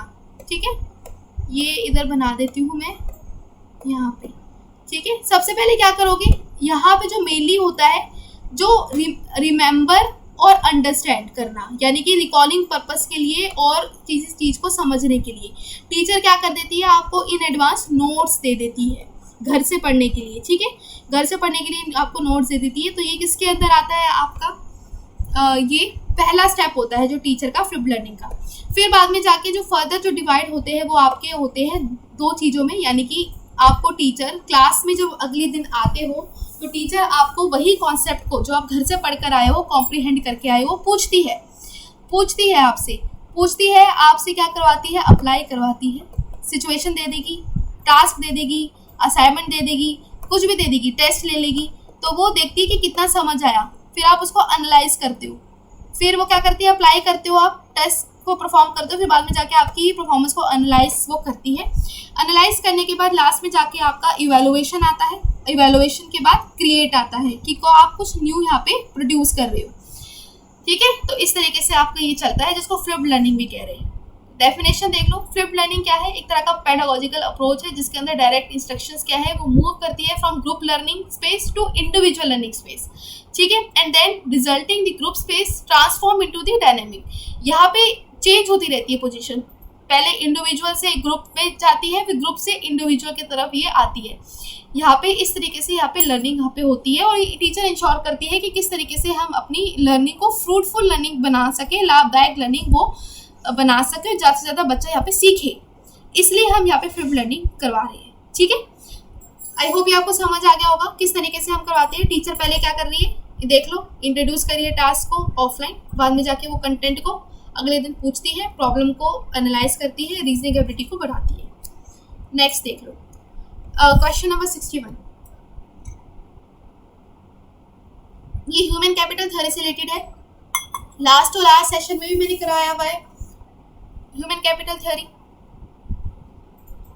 ह्यूमन कैपिटल थ्योरी किसके बारे में बात करता है ये आपको बताना है, किस पे एम्फेसाइज करता है, सिक्योरिटी ऑफ स्टाफ में, स्टाफ की मोटिवेशन में, इन्वेस्टमेंट ऑन एजुकेशन में, in service education of the staff, या स्टाफ रिक्रूटमेंट। यहाँ पे आपको पता है ह्यूमन कैपिटल के अंदर जो ह्यूमन है इसको हम एज अ कैपिटल कंसिडर करते हैं। ह्यूमन क्या है, कैपिटल की यूनिट है, इस तरीके से हम यहाँ पे कंसिडर करते हैं। यहाँ पे ह्यूमन कैपिटल के अंदर जो पर्सन है उसको किस तरीके से जज किया जा रहा है, उसके अंदर डिग्री कितनी है उसके पास, कितनी एजुकेशन है, एजुकेशन के बेस्ड पे यहाँ पे उसकी पोटेंशियल देखा जा रहा है, कॉम्पिटेंसी यहाँ पे उसकी देखी जा रही है। इसका राइट आंसर क्या होगा?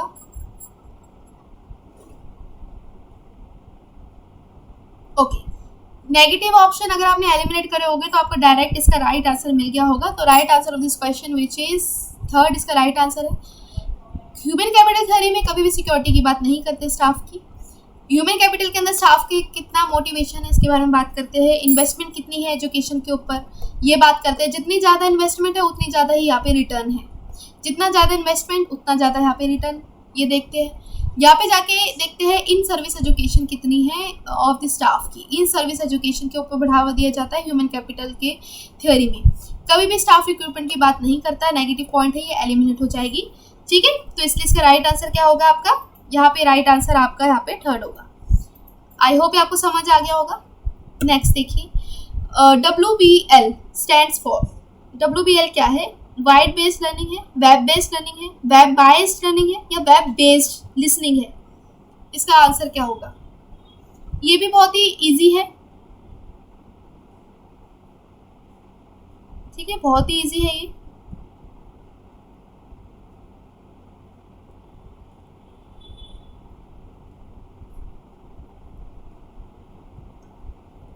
Okay, so here you can see the right answer of this question which is yes, you are absolutely correct. Second इसका right answer है। WB क्या है? WB को हम वेब बेस्ड लर्निंग कह रहे हैं। इस तरह की लर्निंग है जिसके अंदर इंटरनेट का यूज़ हो रहा है।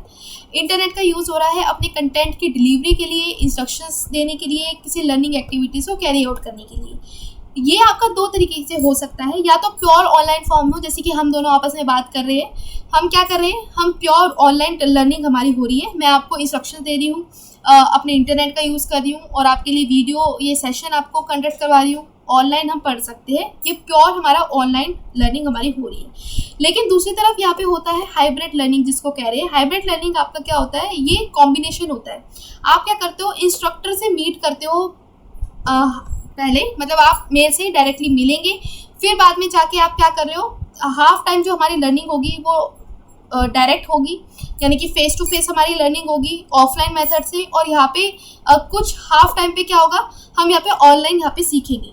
ठीक है, और ये मेनली हमारा डिपेंड करेगा हमारी नीड्स के अकॉर्डिंग। नीड्स क्या है हमारी? अगर आपकी नीड्स डायरेक्टली फुलफिल हो रही है मेरे से ऑनलाइन पढ़ने में, तो आप फेस टू फेस इंटरेक्ट कर सकते हैं मेरे से वेब बेस्ड लर्निंग के through.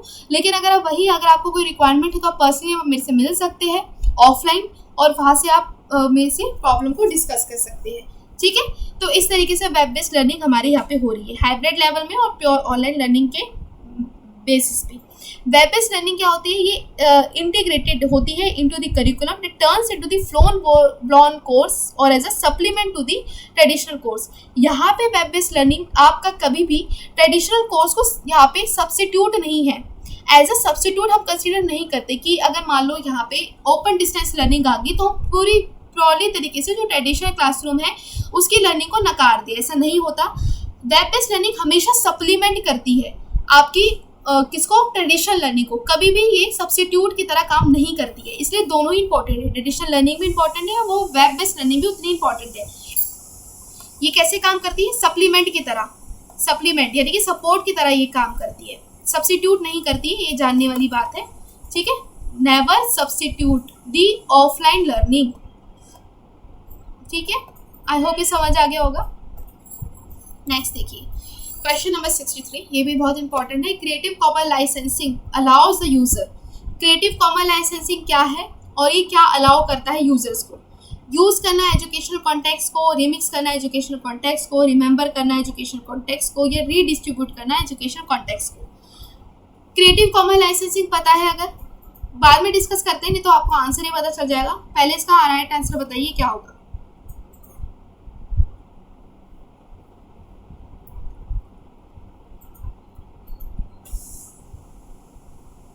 Okay, so here you can see the right answer of this question which is yes, third इसका राइट आंसर है। नेगेटिव पॉइंट क्या था? रिमिक्स कर देना एजुकेशन कॉन्टेक्स्ट को। यहाँ पे जब भी क्रिएटिव कॉमन लाइसेंसिंग की बात कर रहे हैं तो यहाँ पे क्रिएटिव कॉमन लाइसेंसिंग का मतलब क्या है कि ये इंडिविजुअल को यहाँ पे परमिशन देता है अपने एजुकेशनल जो कंटेंट है उसको यूज़ करने के लिए, ठीक है। अब जैसे कि यहाँ पे आप ई ज्ञान कोश देखोगे, ई ज्ञान कोश में भी आपको जो गवर्नमेंट है वो कई तरीके के मटेरियल्स आपको प्रोवाइड करती है। अब यहाँ पे कई तरीके के कोर्सेज के ऊपर, एमबीए के कोर्सेज के ऊपर, बीएड के कोर्सेज के ऊपर, एमए इन एजुकेशन के कोर्स के ऊपर, यहाँ पे इंजीनियरिंग कोर्स से रिलेटेड आपको मटीरियल्स यहाँ पे प्रोवाइड करते हैं, लर्निंग मटीरियल्स। तो जो यहाँ पे ई ज्ञान कोश है वो आपको क्रिएटिव कॉमन लाइसेंसिंग ये अलाउ करती है, मतलब आपको एक तरह का परमिशन देती है कि आप उनके जो एजुकेशन कॉन्टेक्स्ट उन्होंने प्रोवाइड करे हैं, मटेरियल्स जो प्रोवाइड करे हैं, आप उसको यूज़ कर सको।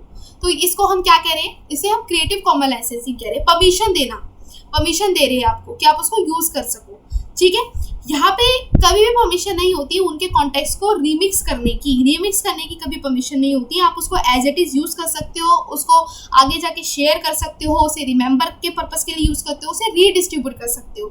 लेकिन यहाँ पे आपको कभी भी अलाउ नहीं करता उस मटीरियल को उसको रीमिक्स करने में। तो ये हमारा क्रिएटिव कॉमन लाइसेंसिंग के अंदर आता है। कमर्शियल यूज़ के अंदर आप लाइसेंस उन्हें दे रहे हो कि आप यूज़ कर सकते हो मेरे मटीरियल, ठीक है। तो आई होप आपको समझ आ गया होगा। नेक्स्ट देखिए क्वेश्चन नंबर 64, इसका राइट आंसर क्या होगा। Given below are the two statements in Freud postulation, it is the original system of personality and is a reservoir of psychic energy, it uses the mechanism of pleasure principle and is a tension reduction mechanism. यानी कि आपको Freud के according बताना है end क्या है, end क्या है, इड क्या है। पहला स्टेटमेंट कह रहा है कि ओरिजिनल सिस्टम है हमारी पर्सनैलिटी का जो कि रिजर्वायर है किसका, साइकिक एनर्जी का। साइकिक एनर्जी इसके अंदर जनरेट हो रही है, ठीक है। और सेकंड क्या कह रहे हैं, all defence mechanism have two qualities. सारे के सारे जो डिफेंस मैकेनिज्म है जो हमें फ्रॉइड ने दिए हैं वो किसकी तरह काम करता है, दो तरह की क्वालिटीज़ के बारे में बात करता है। या तो वो डिनाई करके या डिस्टॉर्ट करके या फिर उसको ऑपरेट करके अनकॉन्शियसली आप पर्सन एक अपना डिफेंस मैकेनिज्म करता है unconsciously.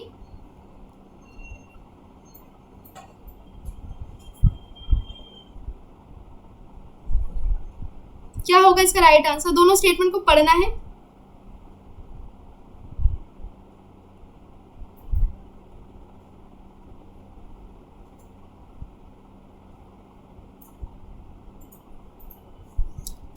Okay, so here you can see the right answer of the question which is first। दोनों ही स्टेटमेंट एब्सोल्युटली करेक्ट है।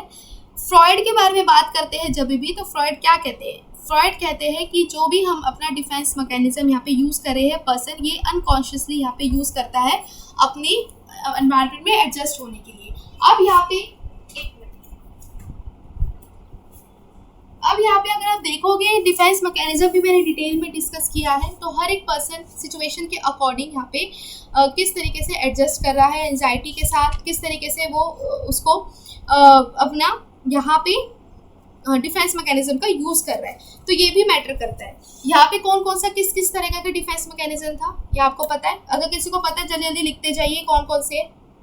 रिप्रेशन है, रिग्रेशन है, डिस्प्लेसमेंट है, सब्लिमेशन है, प्रोजेक्शन है और इंटेक्चुअलाइजेशन है। ये सब कुछ हमने पहले भी डिस्कस किया है। अब जब भी फ्रॉइड की बात करते हैं तो फ्रॉइड कहते हैं जो हमारा इड है, इड क्या है, इड हमारा एक तरह का ओरिजिनल सिस्टम है पर्सनैलिटी का। ये क्या है, इसके अंदर दो तरीके की हमारी दो नहीं मतलब रिजर्वायर होता है साइकिक एनर्जी का। अब यहाँ पे कौन कौन से तरीके की साइकिक एनर्जी होती है किसी को पता है, ये भी मैंने डिस्कस किया हुआ है। जल्दी से बताइए इसका क्या होगा राइट आंसर। रिजर्वायर कौन से होते हैं दो तरीके की साइकिक एनर्जी, ये इंपॉर्टेंट है फ्रेंड्स, ये पूछ सकते हैं सीटेट में। सीटेट में भी ये क्वेश्चन आता है, दो तरीके की एनर्जी बताओ जो कि इड में निकलती है। तो यहाँ देख लो, यहाँ पे थ्योरी है, किसने दी है, फ्रॉइड ने हमें दी है, ठीक है। रुको यहाँ पे मैं कर लेती हूँ पेन, एक मिनट। हाँ, यहाँ पे फ्रॉइड ने क्या किया था, थ्योरी ऑफ पर्सनैलिटी कि किस तरीके से हमारी पर्सनैलिटी है, क्या उसके डायनेमिक्स है। तो उन्होंने इस डायनेमिक्स को सुझाने के लिए, समझाने के लिए किससे समझाया, टोपोग्राफिकल मॉडल के थ्रू उन्होंने समझाया, आइसबर्ग से समझाया। आइसबर्ग क्या है, यानी कि जो बर्फ़ का जो विशाल जो खंड है वो क्या है, वो किस तरीके से पानी में डूबा हुआ है। तो उसके बेसिस पे इन्होंने बताया कि जो पानी की सतह पर है, ठीक है, पानी की सतह पर है, उसको हम क्या कह रहे हैं, कॉन्शियस कह रहे हैं, वो हमारा कॉन्शियस माइंड है। लेकिन वही जो पानी के अंदर जो डूबा हुआ है, बीच का जो पार्ट है, वो क्या है हमारा, वो सब कॉन्शियसनेस है, जिसके अंदर हमारी सारी की सारी जो मेमोरीज है वो स्टोर होती है। और जो ज़्यादा ही इन डेप्थ होता है, ज़्यादा ही डीप होता है, वो हमारा इड होता है, जो कि हमें क्या कह रहे हैं, अनकॉन्शियस है। अनकॉन्शियस हमारा है, जिसके बारे में हम अनअवेयर है, हम उसके बारे में अनअवेयर है, हमें नहीं पता होता। इसके बारे अंदर के फियर्स, हमारे अंदर के वॉयलेंट मोटिव्स इसके अंदर आ जाते हैं, इरेशनल विशेज इसके अंदर आ जाती है, इमोरल अर्जिस आ जाती है, ठीक है, जिसको हम दिखाते नहीं है, जो हम उसके लिए हम अनकॉन्शियस होते हैं, ठीक है। सारे के सारे अवर्जन्स इसके अंदर आ जाते हैं। ये 3 तरीके की आपको बताया था, 3 तरीके की हमारे पर्सनैलिटी के डायनामिक्स होते हैं, ठीक है। यहाँ पे जो सरफेस लेवल पे क्या आता है, आइसबर्ग, यानी कि जो टिप होती है आइसबर्ग की, सरफेस लेवल पे क्या आता है, हमारी कॉन्शियसनेस इसके अंदर आती है, जो सरफेस लेवल पे होती है, यानी कि आपकी किस तरीके से फोकस है आपका, क्या आपके थॉट्स है, क्या आपके यहाँ पे परसेप्शंस है, तो ये इसके अंदर आ जाती है। जब भी प्री कॉन्शियस के बारे में बात करते हैं, यानी कि सब कॉन्शियस के बारे में बात करते हैं, इसके अंदर जो हमारी मेमोरी है वो स्टोर हो जाती है, मेमोरीज है, हमारे सपने हैं, ड्रीम्स है, ये स्टोर हो जाते हैं हमारे अंदर। और थर्ड क्या आती है हमारी, जो कि मोस्टली सिग्निफिकेंट रीजन होता है, यानी कि अनकॉन्शियस जिसको हम कह रहे हैं, इसके अंदर आपके सारे के सारे विशेस, टेम्पटेशंस, इम्पल्सिस, अवर्जन्स इसके अंदर आते हैं, ठीक है। अब फ्रेंड्स, यहाँ पे आपसे क्वेश्चन पूछा था कि 3 तरीके की यहाँ पे साइकी होती है, मतलब यहाँ पे स्ट्रक्चर क्या होता है पर्सनैलिटी का, 3 के ऊपर बेस्ड होता है। इड हमारी हमेशा इंस्टिंक्ट्स के ऊपर काम करती है, हमारी इच्छाओं के ऊपर काम करती है। क्या हमारी इच्छा है, क्या इच्छा करें करने की, काम ना करने की या काम करने की, या कुछ चीज़ को प्राप्त करने की या नहीं करने की, या किसी का खून करने की या नहीं करने की, तो ये इच्छाएं कैसी भी हो सकती है, ठीक है। ये इंस्टिंक्ट्स के ऊपर काम करती है। जब भी बात करते हैं ईगो की, तो ईगो हमेशा हमारी रियलिटी बेस्ड होती है, ईगो यानी कि रियलिटी बेस्ड, ये हमारी इसके अंदर होती है। सुपर ईगो की बात करते हैं, यानी कि मोर्टैलिटी इसके अंदर आ जाती है। मोर्टैलिटी हमारी बात करती है, यानी कि मोरालिटी इसमें बात करती है, यानी कि सुपर ईगो इसके अंदर आता है, ठीक है। 3 तरीके की साइकी होती है, इड, ईगो, सुपर ईगो। अब जैसे कि इड के अंदर कौन से लोग होते हैं, इड के अंदर यानी कि ऐसे लोग जिनको सिर्फ अपनी इच्छाएं पूरी करनी होती है, उन्हें कोई मतलब नहीं होता क्या रियलिटी है, यहाँ पे किसको यहाँ पे नुकसान होगा, उन्हें जो चीज़ चाहिए वो चाहिए। लेकिन जब भी हम यहाँ पे ईगो की बात करते हैं, ईगो हमारे एडजस्टमेंट टाइप ऑफ पर्सनैलिटी होती है, कि जो कि रियलिटी पे जीती है, कि ये नहीं तो ये सही, मतलब ये बैलेंस करने की कोशिश करती है बिटवीन इड और super ego. Super ego extreme level पे पहुंच जाती है, यानी कि संत आत्मा वाली ये पर्सनैलिटी होती है। इस तरह के लोग क्या होती है, मॉरलिटी पे विश्वास करते हैं कि नहीं, अगर मना किया है तो नहीं करना, अथॉरिटी ने मना किया है तो नहीं करना, मैनेजमेंट ऑर्गेनाइजेशन में अगर एचआर ने मना किया है तो नहीं करना, उसकी बात माननी है, उसकी बात सर्वप्रिय है। तो ये सुपर ईगो के अंदर यहाँ पे आ जाती है, ठीक है। इसके अलावा फ्रेंड्स, यहाँ पे आता है आपका क्या, यहाँ पे आपका 2 तरीके की एनर्जीज जो कि इड के अंदर जनरेट होती है, ठीक है। इड के अंदर यानी कि अनकॉन्शियस लेवल के अंदर जनरेट होती है। इसको हम प्लेजर प्रिंसिपल से डिनोट करते हैं, इड यानी कि प्लेजर प्रिंसिपल। फ्रॉयड यहाँ पे अज्यूम करता है कि इड ऑपरेट करती है किसके ऊपर, अनकॉन्शियस लेवल के ऊपर, ठीक है। यहाँ पे क्या है, यहाँ पे 2 तरीके की एनर्जीज है, जो कि यहाँ पे आती है, इरोस और थैनेटोस। इरोस क्या है, इरोस हमारा एक तरह का लाइफ इंस्टिंक्ट्स है, ठीक है। इरोस हमारा एक तरह का लाइफ इंस्टिंक्ट्स है, और जो थैनेटोस है जिसको हम डेथ इंस्टिंक्ट्स कह रहे हैं। यही आपको 2 तरीके की एनर्जी के बारे में बात कर रहे हैं, रिजर्वायर होती है साइकी एनर्जी का, ठीक है। यही 2 तरीके की साइकी एनर्जी है। कौन कौन सी, एक हमारी होती है इरोस और दूसरी होती है थैनेटोस। इरोस क्या कहती है, इरोस हमारी हेल्प करती है इंडिविजुअल को सर्वाइव करने के लिए, ठीक है। इंडिविजुअल को सर्वाइव करने के लिए इसके अंदर आपकी सारी की सारी बेसिक सर्वाइवल नीड्स, और बेसिक सर्वाइवल नीड्स के लिए किन किन एनर्जीज की हमें ज़रूरत होती है, उसका रिजर्वायर होता है। ये कौन सी होती है, यानी कि जो रेस्पिरेटरी एनर्जी हमसे निकल रही है, ईटिंग जो है इसके अंदर, ये सब कुछ एनर्जी हमारे अंदर होती है। और जो एनर्जी यहाँ पे क्रिएट होती है लाइफ स्टिक से, इसको हम लिबिडो कहते हैं, ठीक है। लिबिडो इसको यहाँ पे डिनोट करते हैं। फिर आता है थैनेटोस, यानी कि डेथ इंस्टिंक्ट्स। डेथ इंस्टिंक्ट्स की हाल में बात कर रहे हैं, तो ये क्या करती है, ये एक तरह के डिस्ट्रक्टिव फोर्सेस होते हैं जो हमारी इंडिविजुअल के अंदर प्रेजेंस होते हैं। ये भी एनर्जी निकलती है इड से, या तो इड यानी कि सर्वाइवल नीड्स यहाँ पे हो जाए, यहाँ पे लिबिडो जनरेट हो, नहीं तो यहाँ पे कई तरीके की डेथ इंस्टिंक्ट्स भी हमारे इड के अंदर आते हैं, जो एक इंसान को की क्षति कर सकता है, यानी कि उसका गुस्सा, उसका एग्रेशन, उसका वॉयलेंस, ये जो डिजायर्स है, ये जो अनकॉन्शियस जो बिहेवियर है पर्सन का, ये उसको यहाँ पे नुकसान भी पहुंचा सकता है। तो नुकसान पहुंचाने वाली एनर्जी को क्या कह रहे हैं, दैट इंस्टिंक्ट्स कह रहे हैं, यानी कि थैनाटोस कह रहे हैं। दूसरी तरफ जो यहाँ पे लाइफ एनर्जी है उसको हम क्या कह रहे हैं, इरोस कह रहे हैं, लिबिडो जिसको हम कह रहे हैं। ठीक है, तो ये हमारा इंपॉर्टेंट टॉपिक था, ये इसका आपको दिया हुआ है सारा का सारा कॉन्सेप्ट। सुपर ईगो के अंदर क्या आता है, सुपर ईगो मेनली हमारे अर्ली चाइल्डहुड स्टेज के अंदर आता है, जो कि मेनली बच्चों को बचपन में मोरालिटी के बारे में सिखाते हैं, सोशली एक्सेप्टेबल बिहेवियर क्या होना चाहिए, किस तरह की सोसाइटी में हमें एक्सेप्ट करना है, तो ये सुपर ईगो के अंदर आता है। इड के अंदर क्या आता है, इड के अंदर हमारा मेनली आपका ये बैलेंस की तरह काम करता है, किसके अंदर, जो इड के अंदर और सुपर ईगो के अंदर जो ईगो है ये बैलेंस की तरह काम करता है, रियलिटी के ऊपर आता है, जीता है। ठीक है, आई होप आपको समझ आ गया होगा। नेक्स्ट क्वेश्चन नंबर 65 देखते हैं, ये क्या है, ये भी इंपॉर्टेंट क्वेश्चन है। Which of the following statement describe the major purpose of mental hygiene, major purpose क्या है मेंटल हाइजीन का, ये आपको बताना है। Prevention of mental disorders, prevention of the mental health of the individual and the group, satisfaction of security and esteem needs of a person, discovery and utilization of therapeutic measure to cure mental illness, या promoting the between interpersonal relationship in a group। ये आपको उसका right answer देना है। Mental hygiene क्या है, major purpose क्या होता है मेंटल हाइजीन का, क्वेश्चन को देख लीजिए और ये जो पॉइंट आपको बताया इसको नोट डाउन कर लीजिए।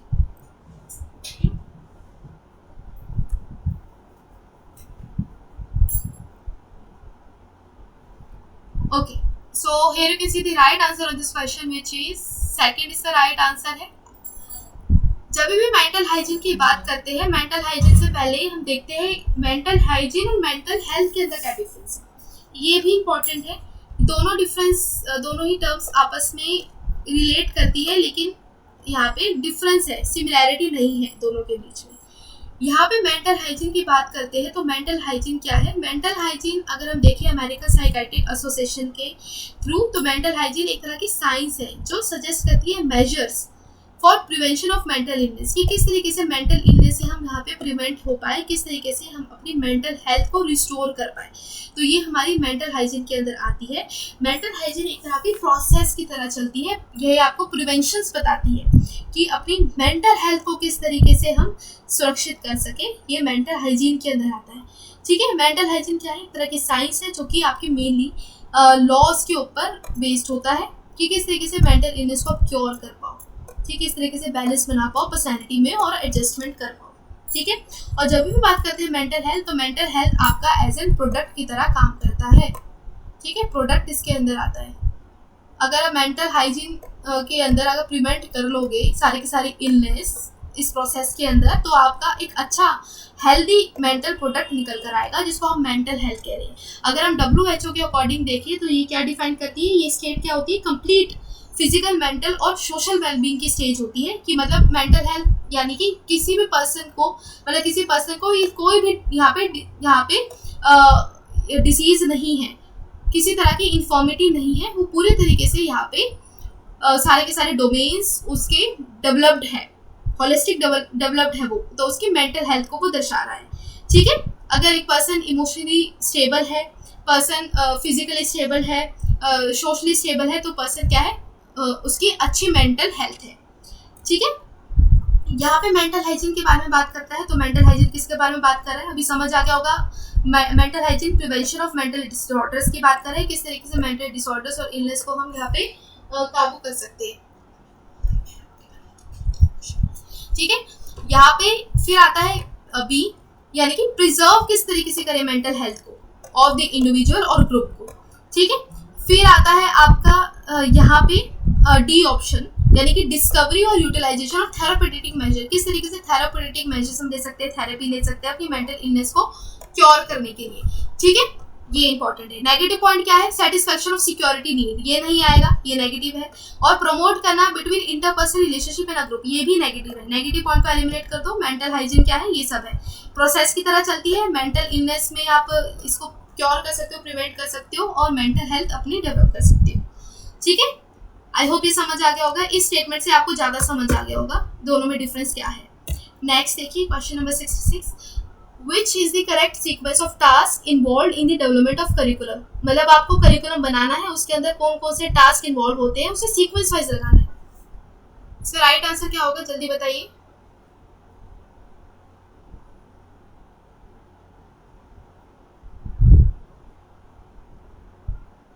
What would be the right answer of this question? सोच लीजिए, पॉज ले लीजिए और फिर जाके आप इसका राइट आंसर बताइए।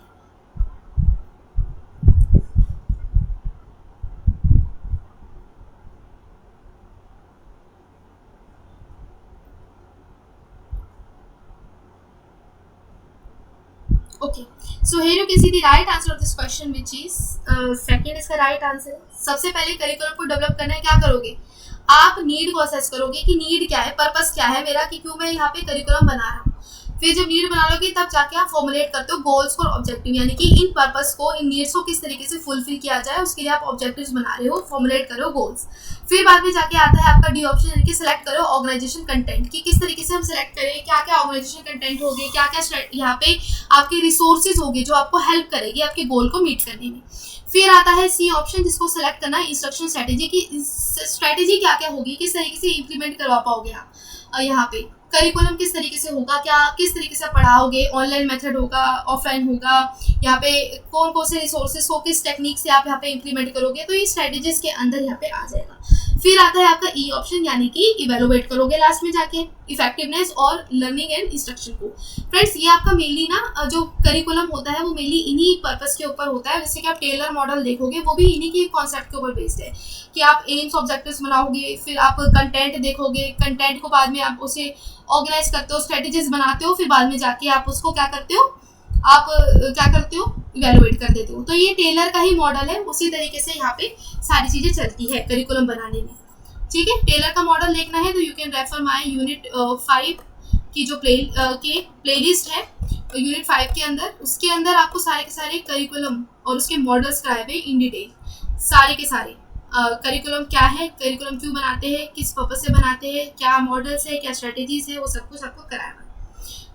ठीक है, नेक्स्ट देखिए, ये क्वेश्चन नंबर 67 है, ये इंटरेस्टिंग क्वेश्चन है। चिल्ड्रन विद स्पेशल नीड्स के बारे में बताना है कि for the education of children with special needs the concept of inclusion education is laid down in सा वाज बेस्ड अपॉन, यानी कि आपको बताना है चिल्ड्रन विद स्पेशल नीड्स का जो कॉन्सेप्ट है इंक्लूसिव एजुकेशन, जो कि लेड डाउन हुआ है किसके थ्रू, सा के थ्रू, यानी कि सर्व शिक्षा अभियान के थ्रू, किसके ऊपर बेस्ड है।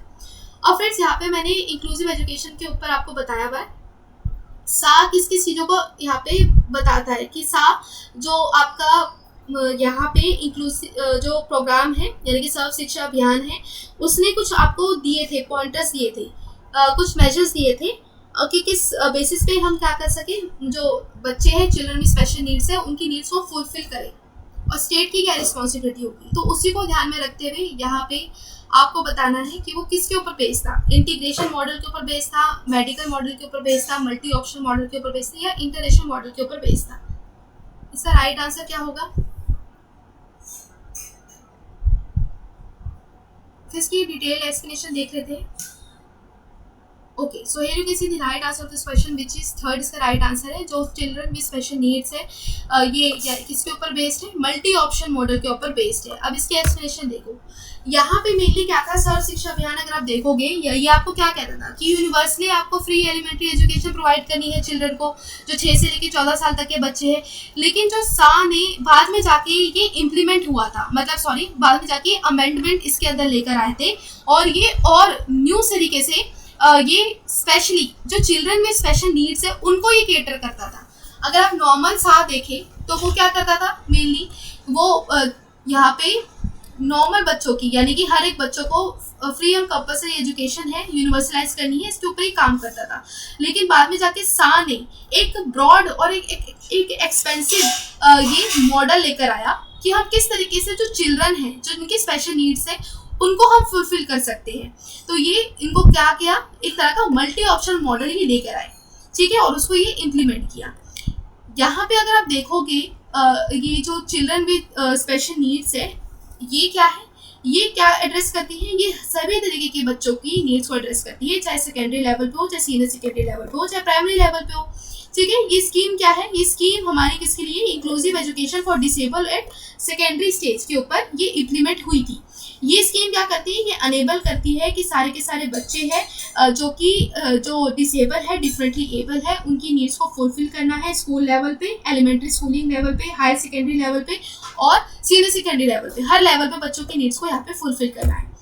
अगर आप देखोगे ये चिल्ड्रन विद स्पेशल नीड्स ये जो आपका इम्प्लीमेंट होके आया था, ये मॉडिफाई होके आया था एक्सपेंसिव और ब्रॉडर टर्म्स में 2012 में। तो उसके बेसिस पे यहाँ पे कुछ अलग से आपको सुविधाएं दी गई, अलग से प्रोविजंस दिए गए चिल्ड्रन विद स्पेशल नीड्स को।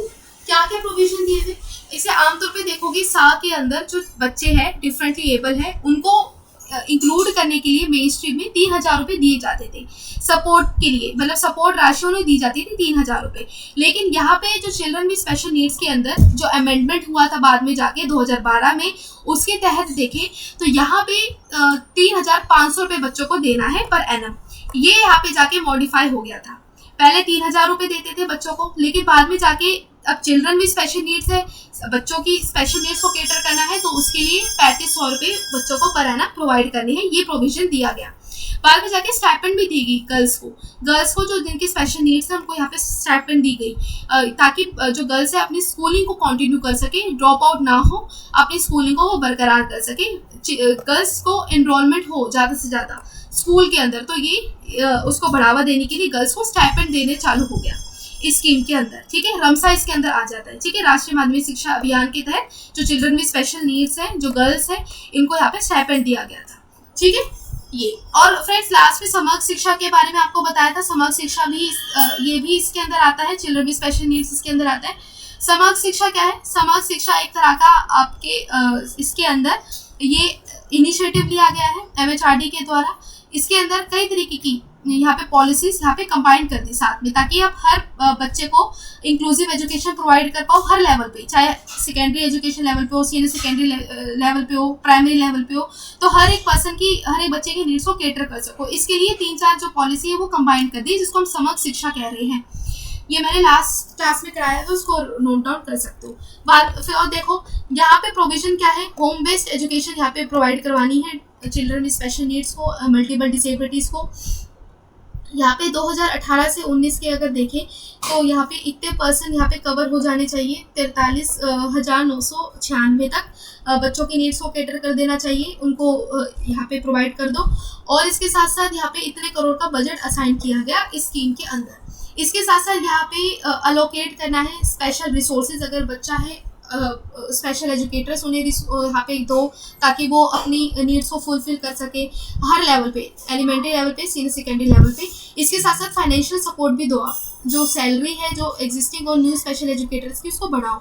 अब आमतौर पे देखा गया था तो उनकी सैलरी 3,000 तक की बढ़ाई थी, लेकिन अब जाके जो सैलरी है वो उनको ज़्यादा बढ़ाओ, यानी कि 3,500 रुपये उन्हें एक्स्ट्रा दो, क्योंकि इन बच्चों के साथ केटर करनी है, उन्हें ज़रूरत पड़ेगी रिसोर्सेज की, तो उनको रिसोर्सेज इन पैसों से वो खरीद सकती है। फाइनेंशियल सपोर्ट टीचर्स को प्रोवाइड करो। ठीक है, तो ये आपको दिया हुआ है चिल्ड्रन विद स्पेशल नीड्स का, तो ये आप इसको नोट डाउन कर लो। इन्होंने क्या दिया था, मल्टी ऑप्शन मॉडल दिया था, और ये आपका किस था, ये अमेंडमेंट था सा का। ठीक है, जो कि specifically children with special needs को केटर करता था। ये ध्यान में रखो। कहाँ लिखो, यहाँ पे लिख देती हूँ। जो आप नॉर्मली देखोगे सा देखोगे, ये कब आया था, ये नेशनल फ्लैगशिप प्रोग्राम थे, कब आया था, ये आपका आया था 2009 के अंदर। ठीक है, 2009 के अंदर ये इन्वॉल्व था कि right to free and compulsory education 2009 में ये मैंडेट करता था चिल्ड्रन विद स्पेशल नीड को, सा को। 2001 इसका है इम्प्लीमेंट, 2001 है। ठीक है, ये 2001 इसके अंदर है। फिर आता है आपका यहाँ पे ये सा ने जो अमेंडमेंट किया था, सा के अंदर अमेंडमेंट लेकर आए थे 2012 में ये अमेंडमेंट आया था, जो कि चिल्ड्रन विद स्पेशल नीड्स को स्पेशली केटर करता था, और इन्होंने मल्टी ऑप्शन मॉडल दिया था और जो इम्प्लीमेंट हुआ था। ठीक है, 2001 में आया था, और चिल्ड्रन विद स्पेशल नीड 2012 में आया था, इम्प्लीमेंटेड वर्जन ऑफ सा। ये कुछ पॉइंटर्स हैं, ये नोट डाउन कर लो। नेक्स्ट है क्वेश्चन नंबर 68। ये इंपॉर्टेंट है, इसको बता देते क्या है। Teacher finds the distribution of scores for a self-made test is positively skewed. What inference he or she should make about the difficulty level of the test? यहाँ पे आपको बताना है टीचर ने क्या है, टीचर ने देखा कि जो डिस्ट्रीब्यूशन है स्कोर्स का वो किसकी तरफ जा रहा है, पॉजिटिवली स्क्यूड है। तो यहाँ पे आपको बताना है डिफिकल्टी लेवल क्या होगा, डिफिकल्टी लेवल क्या होगा टेस्ट का। टेस्ट डिफिकल्ट होगा, इजी होगा, मॉडरेट होगा या मॉडरेटली लो डिफिकल्ट होगा। तो ये स्क्यूनेस से रिलेटेड क्वेश्चन है। ये पहले आपको स्क्यूनेस का टॉपिक इन डिटेल करवाया हुआ है, अगर आपको देखना है तो आप मेरे ये वीडियो को रेफर कर सकते हैं, उसमें आप देख सकते हैं स्क्यूनेस मैंने कराया हुआ है, कर्टोसिस भी कराया, स्क्यूनेस भी कराया, उसी के पॉइंट के ऊपर, उसी कॉन्सेप्ट के बेसिस पे ये क्वेश्चन है। जल्दी बताइए इसका राइट आंसर क्या होगा।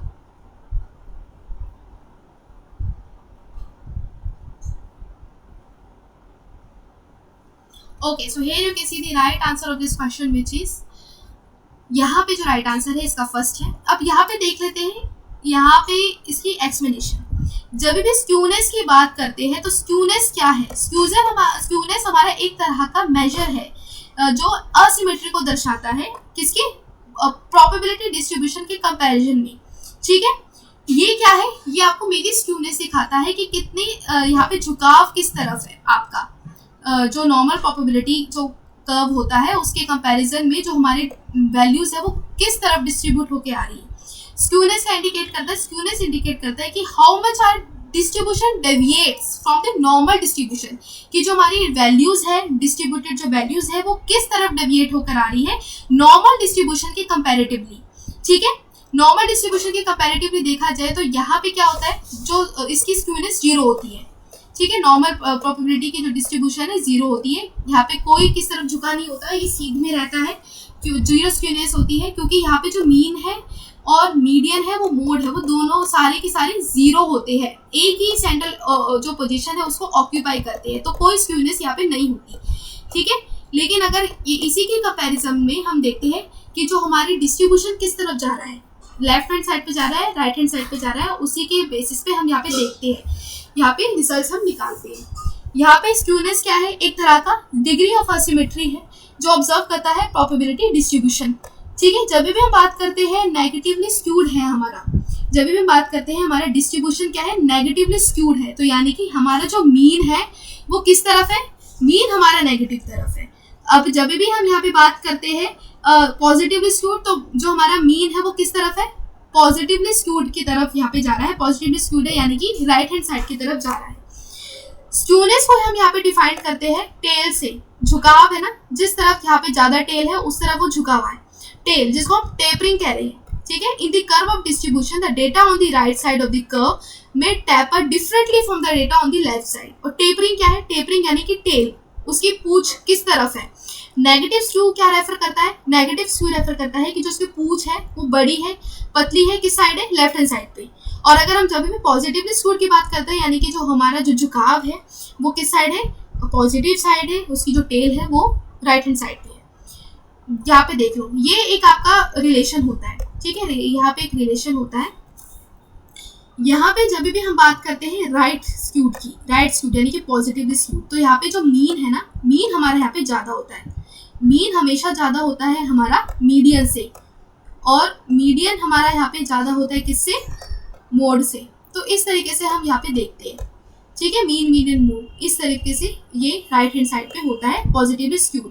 जब भी लेफ्ट हैंड साइड पे हम देखते हैं नेगेटिवली स्क्यूडनेस की बात करते हैं तो टेल हमारी नेगेटिव साइड है, तो यहाँ पे क्या है, यहाँ पे जो मीन है ये सबसे कम है, मीन, मीडियन और मोड। ठीक है, इस तरीके से हम यहाँ पे देखते हैं। यहाँ पे जब भी बात करते हैं मीन क्या है, पॉजिटिवली स्क्यूड का, तो यानी कि डेटा क्या है हमारा, ग्रेटर है मीडियन से, मीन हमारा ज़्यादा है, मीन पॉजिटिव साइड पे है, तो यानी कि हमारा जो data will be greater than the median. अगर यही हमारा जो मीन है वो कम है तो मतलब हमारा जो मीन है वो लेस देन मीडियन होगा। अब यहाँ पे बात करो, जब भी हम यहाँ पे स्क्यूनेस देखते हैं, झुकाव देख लिया कि किस साइड है। अब इस झुकाव से ये कैसे पता लगाए कि हमारा डिफिकल्टी लेवल क्या है टेस्ट का, तो उसके लिए आपको ये देखना होगा, अगर मान लो यहाँ पे हमारा जो टेस्ट है यहाँ पे लेफ्ट स्क्यूड डिस्ट्रीब्यूशन दर्शाता है। मान लो अगर टेस्ट है हमारा लेफ्ट स्क्यूड डिस्ट्रीब्यूशन दिखा रहा है, मान लो ये टेस्ट है, नॉर्मल प्रोबेबिलिटी के कंपैरिजन में देखें तो हमारा जो टेस्ट है वो झुकाव किस तरफ है, ये झुकाव हमारा लेफ्ट हैंड साइड पे है, ठीक है, लेफ्ट हैंड साइड पे। तो इसका मतलब क्या है, इसका मतलब है कि जो मीन है हमारा स्टूडेंट्स का वो क्या है, वो हाई स्कोर होगा who score above the average, ठीक है, अबव द एवरेज। अगर यहाँ पे नेगेटिव साइड पे देखें, नेगेटिव साइड पे अगर हम रिजल्ट देखें तो हमारा जो यहाँ पे जो रिजल्ट होगा, उस जो मीन होगा वो क्या होगा, मीन हमारा क्या है, मीन हमारा यहाँ पे नेगेटिव है, ठीक है, मीन क्या है, मीन हमारा एक कम है, किसके कंपैरेटिवली मीडियन के कंपैरेटिवली, मीडियन के कंपैरेटिवली। तो हमेशा ये उल्टा रिलेशन आपको दिखाएगा कि जब भी हमारा मान लो पॉजिटिवली स्क्यूड है डेटा, पॉजिटिवली स्क्यूड डिस्ट्रीब्यूशन है, तो इसका मतलब जो टेस्ट का जो लेवल है वो यहाँ पे क्या है, डिफिकल्ट होगा। लेकिन अगर यही हमारा जो मीन है लेफ्टली स्क्यूड है, मीन हमारा लेफ्ट हैंड साइड पे है, तो ये क्या दिखाएगा, ये दिखाएगा कि जो हमारा टेस्ट है वो इजी होगा, ठीक है, ये आपको दिखा रहा है। अगर टेस्ट हमारा शो करता है लेफ्ट स्क्यूड डिस्ट्रीब्यूशन, इसका मतलब है कि most of the students are high scorers. अगर आपको लेफ्ट हैंड साइड पे दिखा रहा है तो यानी कि मोस्ट ऑफ द स्टूडेंट्स की जो स्कोर है वो हाई है, किससे किससे, अबव एवरेज। वो क्या है, एवरेज से अबव है। मीन क्या है, मीन हमारा एवरेज है, ये देखो मीन हमारा एवरेज है, और इस एवरेज से अबव जो रिजल्ट निकल कर आएगी, तो यानी कि जो हमारा यहाँ पे जो रिजल्ट है, जो टेस्ट है वो इजी है, ठीक है, ये देख लो ये इजी है, ठीक है, ये है। और अगर यहाँ पे किस तरीके से कंक्लूड करेंगे, अगर यहाँ पे टेस्ट इजी है तो इसका मतलब यहाँ पे क्या है, there are very few weak students who score low marks, ठीक है, इस तरीके से हम यहाँ पे डिनोट करते हैं। अगर यही टेस्ट यहाँ पे पॉजिटिवली स्क्यूड है यानी कि हमारा जो रिजल्ट है यहाँ पे किस साइड आएगा, स्क्यूनेस किस साइड आएगी, सॉरी स्क्यूनेस बनानी है, स्क्यूनेस किस साइड आएगी, यहाँ पे राइट हैंड साइड पे ज़्यादा झुकाव है, राइट हैंड साइड पे अगर ज़्यादा झुकाव है तो यानी कि मीन हमारा यहाँ पे ज़्यादा होगा, मीन हमारा यहाँ पे ज़्यादा होगा, और बच्चों के जो एवरेज जो मार्क्स है ये क्या होंगे, ये कंपैरेटिवली कम होंगे, तो इसलिए हमारा जो टेस्ट है वो क्या होगा, डिफिकल्ट होगा। समझ आया, इस तरीके से हम इसको रिलेट कर पाते हैं, ठीक है, इस तरीके से हम इसको रिलेट कर पाते हैं कि किस तरफ झुकाव है किस तरफ नहीं। अगर मान लो यहाँ पे मीन है, लेफ्ट हैंड साइड पे मीन हमारा क्या है, कम है, तो यानी कि एवरेज स्कोर है हमारा वो कम होगा, और यहाँ पे बच्चे हैं उनकी परफॉर्मेंस ज़्यादा होगी, तो टेस्ट हमारा यहाँ पे क्या होगा, इजी होगा। लेकिन अगर यही देखें left hand right hand side पे देखें, स्क्यूनेस है, पॉजिटिव स्क्यूनेस है, तो मीन हमारा ज़्यादा होगा, एवरेज हमारा ज़्यादा होगा, और इसके कंपैरेटिवली जो बच्चों के स्कोर होगी वो लो होगी, तो इसलिए जो हमारा टेस्ट होगा वो क्या होगा, टेस्ट हमारा डिफिकल्ट होगा। इसलिए हम यहाँ पे इस तरीके से प्रिडिक्शन लगा पाते हैं, ठीक है। आई होप आपको समझ आ गया होगा स्क्यूनेस किस तरफ है, किस तरफ झुकाव है, क्या कहते हैं, किस बेसिस पे हम यहाँ पे टेस्ट को मेजर कर पा रहे हैं, ठीक है। ये हमारा ये हो गया क्वेश्चन नंबर 69। ये क्वेश्चन है, आपको ये इजी है, इसको राइट आंसर बताना है, सांख्य फिलोसफी से रिलेटेड है, एक तरफ टाइप दिया हुआ है, दूसरी तरफ उसकी लिस्ट 2 में आपको मेटाफिजिकल कैटेगरीज दी हुई है। Cause only, effect only, both cause and effect, और नीदर कॉज नॉर इफेक्ट। इसका राइट आंसर आपको बताना है। कॉज किसका होता है, प्रभाव किसका है, यहाँ पे कारण किसका है, कॉज कारण, और प्रभाव कितना है और किसका होता है।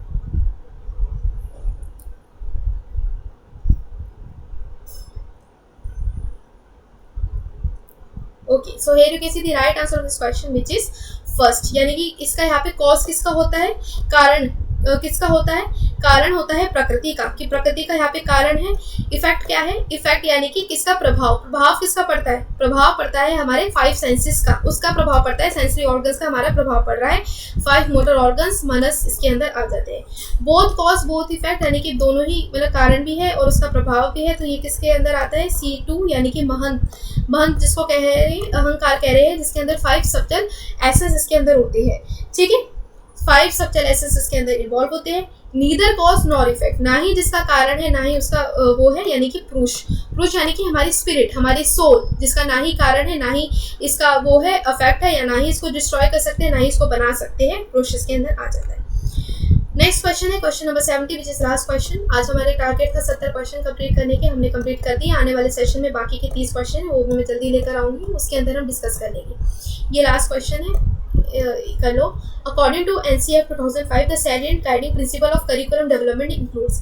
NCF का 2005 का जो करिकुलम है वो गाइडिंग प्रिंसिपल्स कौन से है? Connecting knowledge to life outside the school, ensuring the learning shifts away from the rote methods, enriching the curriculum beyond textbook, interfacing with medical model of disability, या focus on dominate culture। NCF का बताना है। National curricular framework इसके अंदर आ जाता है, और ये किसने डेवलप किया था? NCERT ने डेवलप किया था, which is based on school education. ये आपको पहले भी कराया हुआ है, अगर इसे करना है तो आप मेरी सेशन देख सकते हो, इसके अंदर NCERT को डिटेल में डिस्कस किया हुआ है। यूनिट 2 के अंदर मिल जाएगा, यूनिट 2 के अंदर ये मिल जाएगा आपको, जिसके अंदर हिस्ट्री और कमीशंस डिस्कस किया हुआ है। प्लेलिस्ट देख लोगे, इसका लिंक मैंने दिया हुआ है। नेगेटिव पॉइंट एलिमिनेट करना है। Okay, so here you can see the right answer of this question which is 4। Negative point क्या था? डी और ई था। ये इंटरफेयर नहीं करता, इंटरफेसिंग नहीं है मेडिकल मॉडल का, डिसेबिलिटी का, और ना ही ये फोकस करता है डोमिनेंट कल्चर पे। फोकस करता है कि किस तरीके से हम करेक्ट करें नॉलेज को life of outside the school, और किस तरीके से हम यहाँ पे क्या करें, इंश्योर करें रोड मेमोराइजेशन से शिफ्ट हो हमारी लर्निंग, कंस्ट्रक्टिव यहाँ पे लर्निंग हो, और यहाँ पे करिकुलम को एनरिच करें बियॉन्ड द टेक्स्ट बुक। ठीक है, तो आई होप ये आज का सेशन आपके लिए फ्रूटफुल रहा होगा, और सेशन के अंदर आपने बहुत चीज़ें सीखी होगी। इन कॉन्सेप्ट सारे के सारे इंपॉर्टेंट है, आप उसे नोट डाउन कर सकते हो। और अगर इससे रिलेटेड कोई डाउट है तो you can ask me, you can join my Telegram group also, जिसका लिंक डिस्क्रिप्शन बॉक्स में भी दे दिया है। और also you can join my channel, YouTube channel, जिसमें रेगुलर बेसिस में मैं अभी जो सीरीज़ चल रही है 2020 की, वो मैं करवा रही हूँ। इसके साथ साथ अगर कोई इंपॉर्टेंट जो डाउट है वो मुझे मिलता है वो टॉपिक से रिलेटेड, तो वो टॉपिक मैं अलग से भी यहाँ पे कंडक्ट करवाती हूँ। ठीक है, कोई भी डाउट है you can ask me in the comment section below. Till then stay blessed and enjoy learning and stay. Thank you.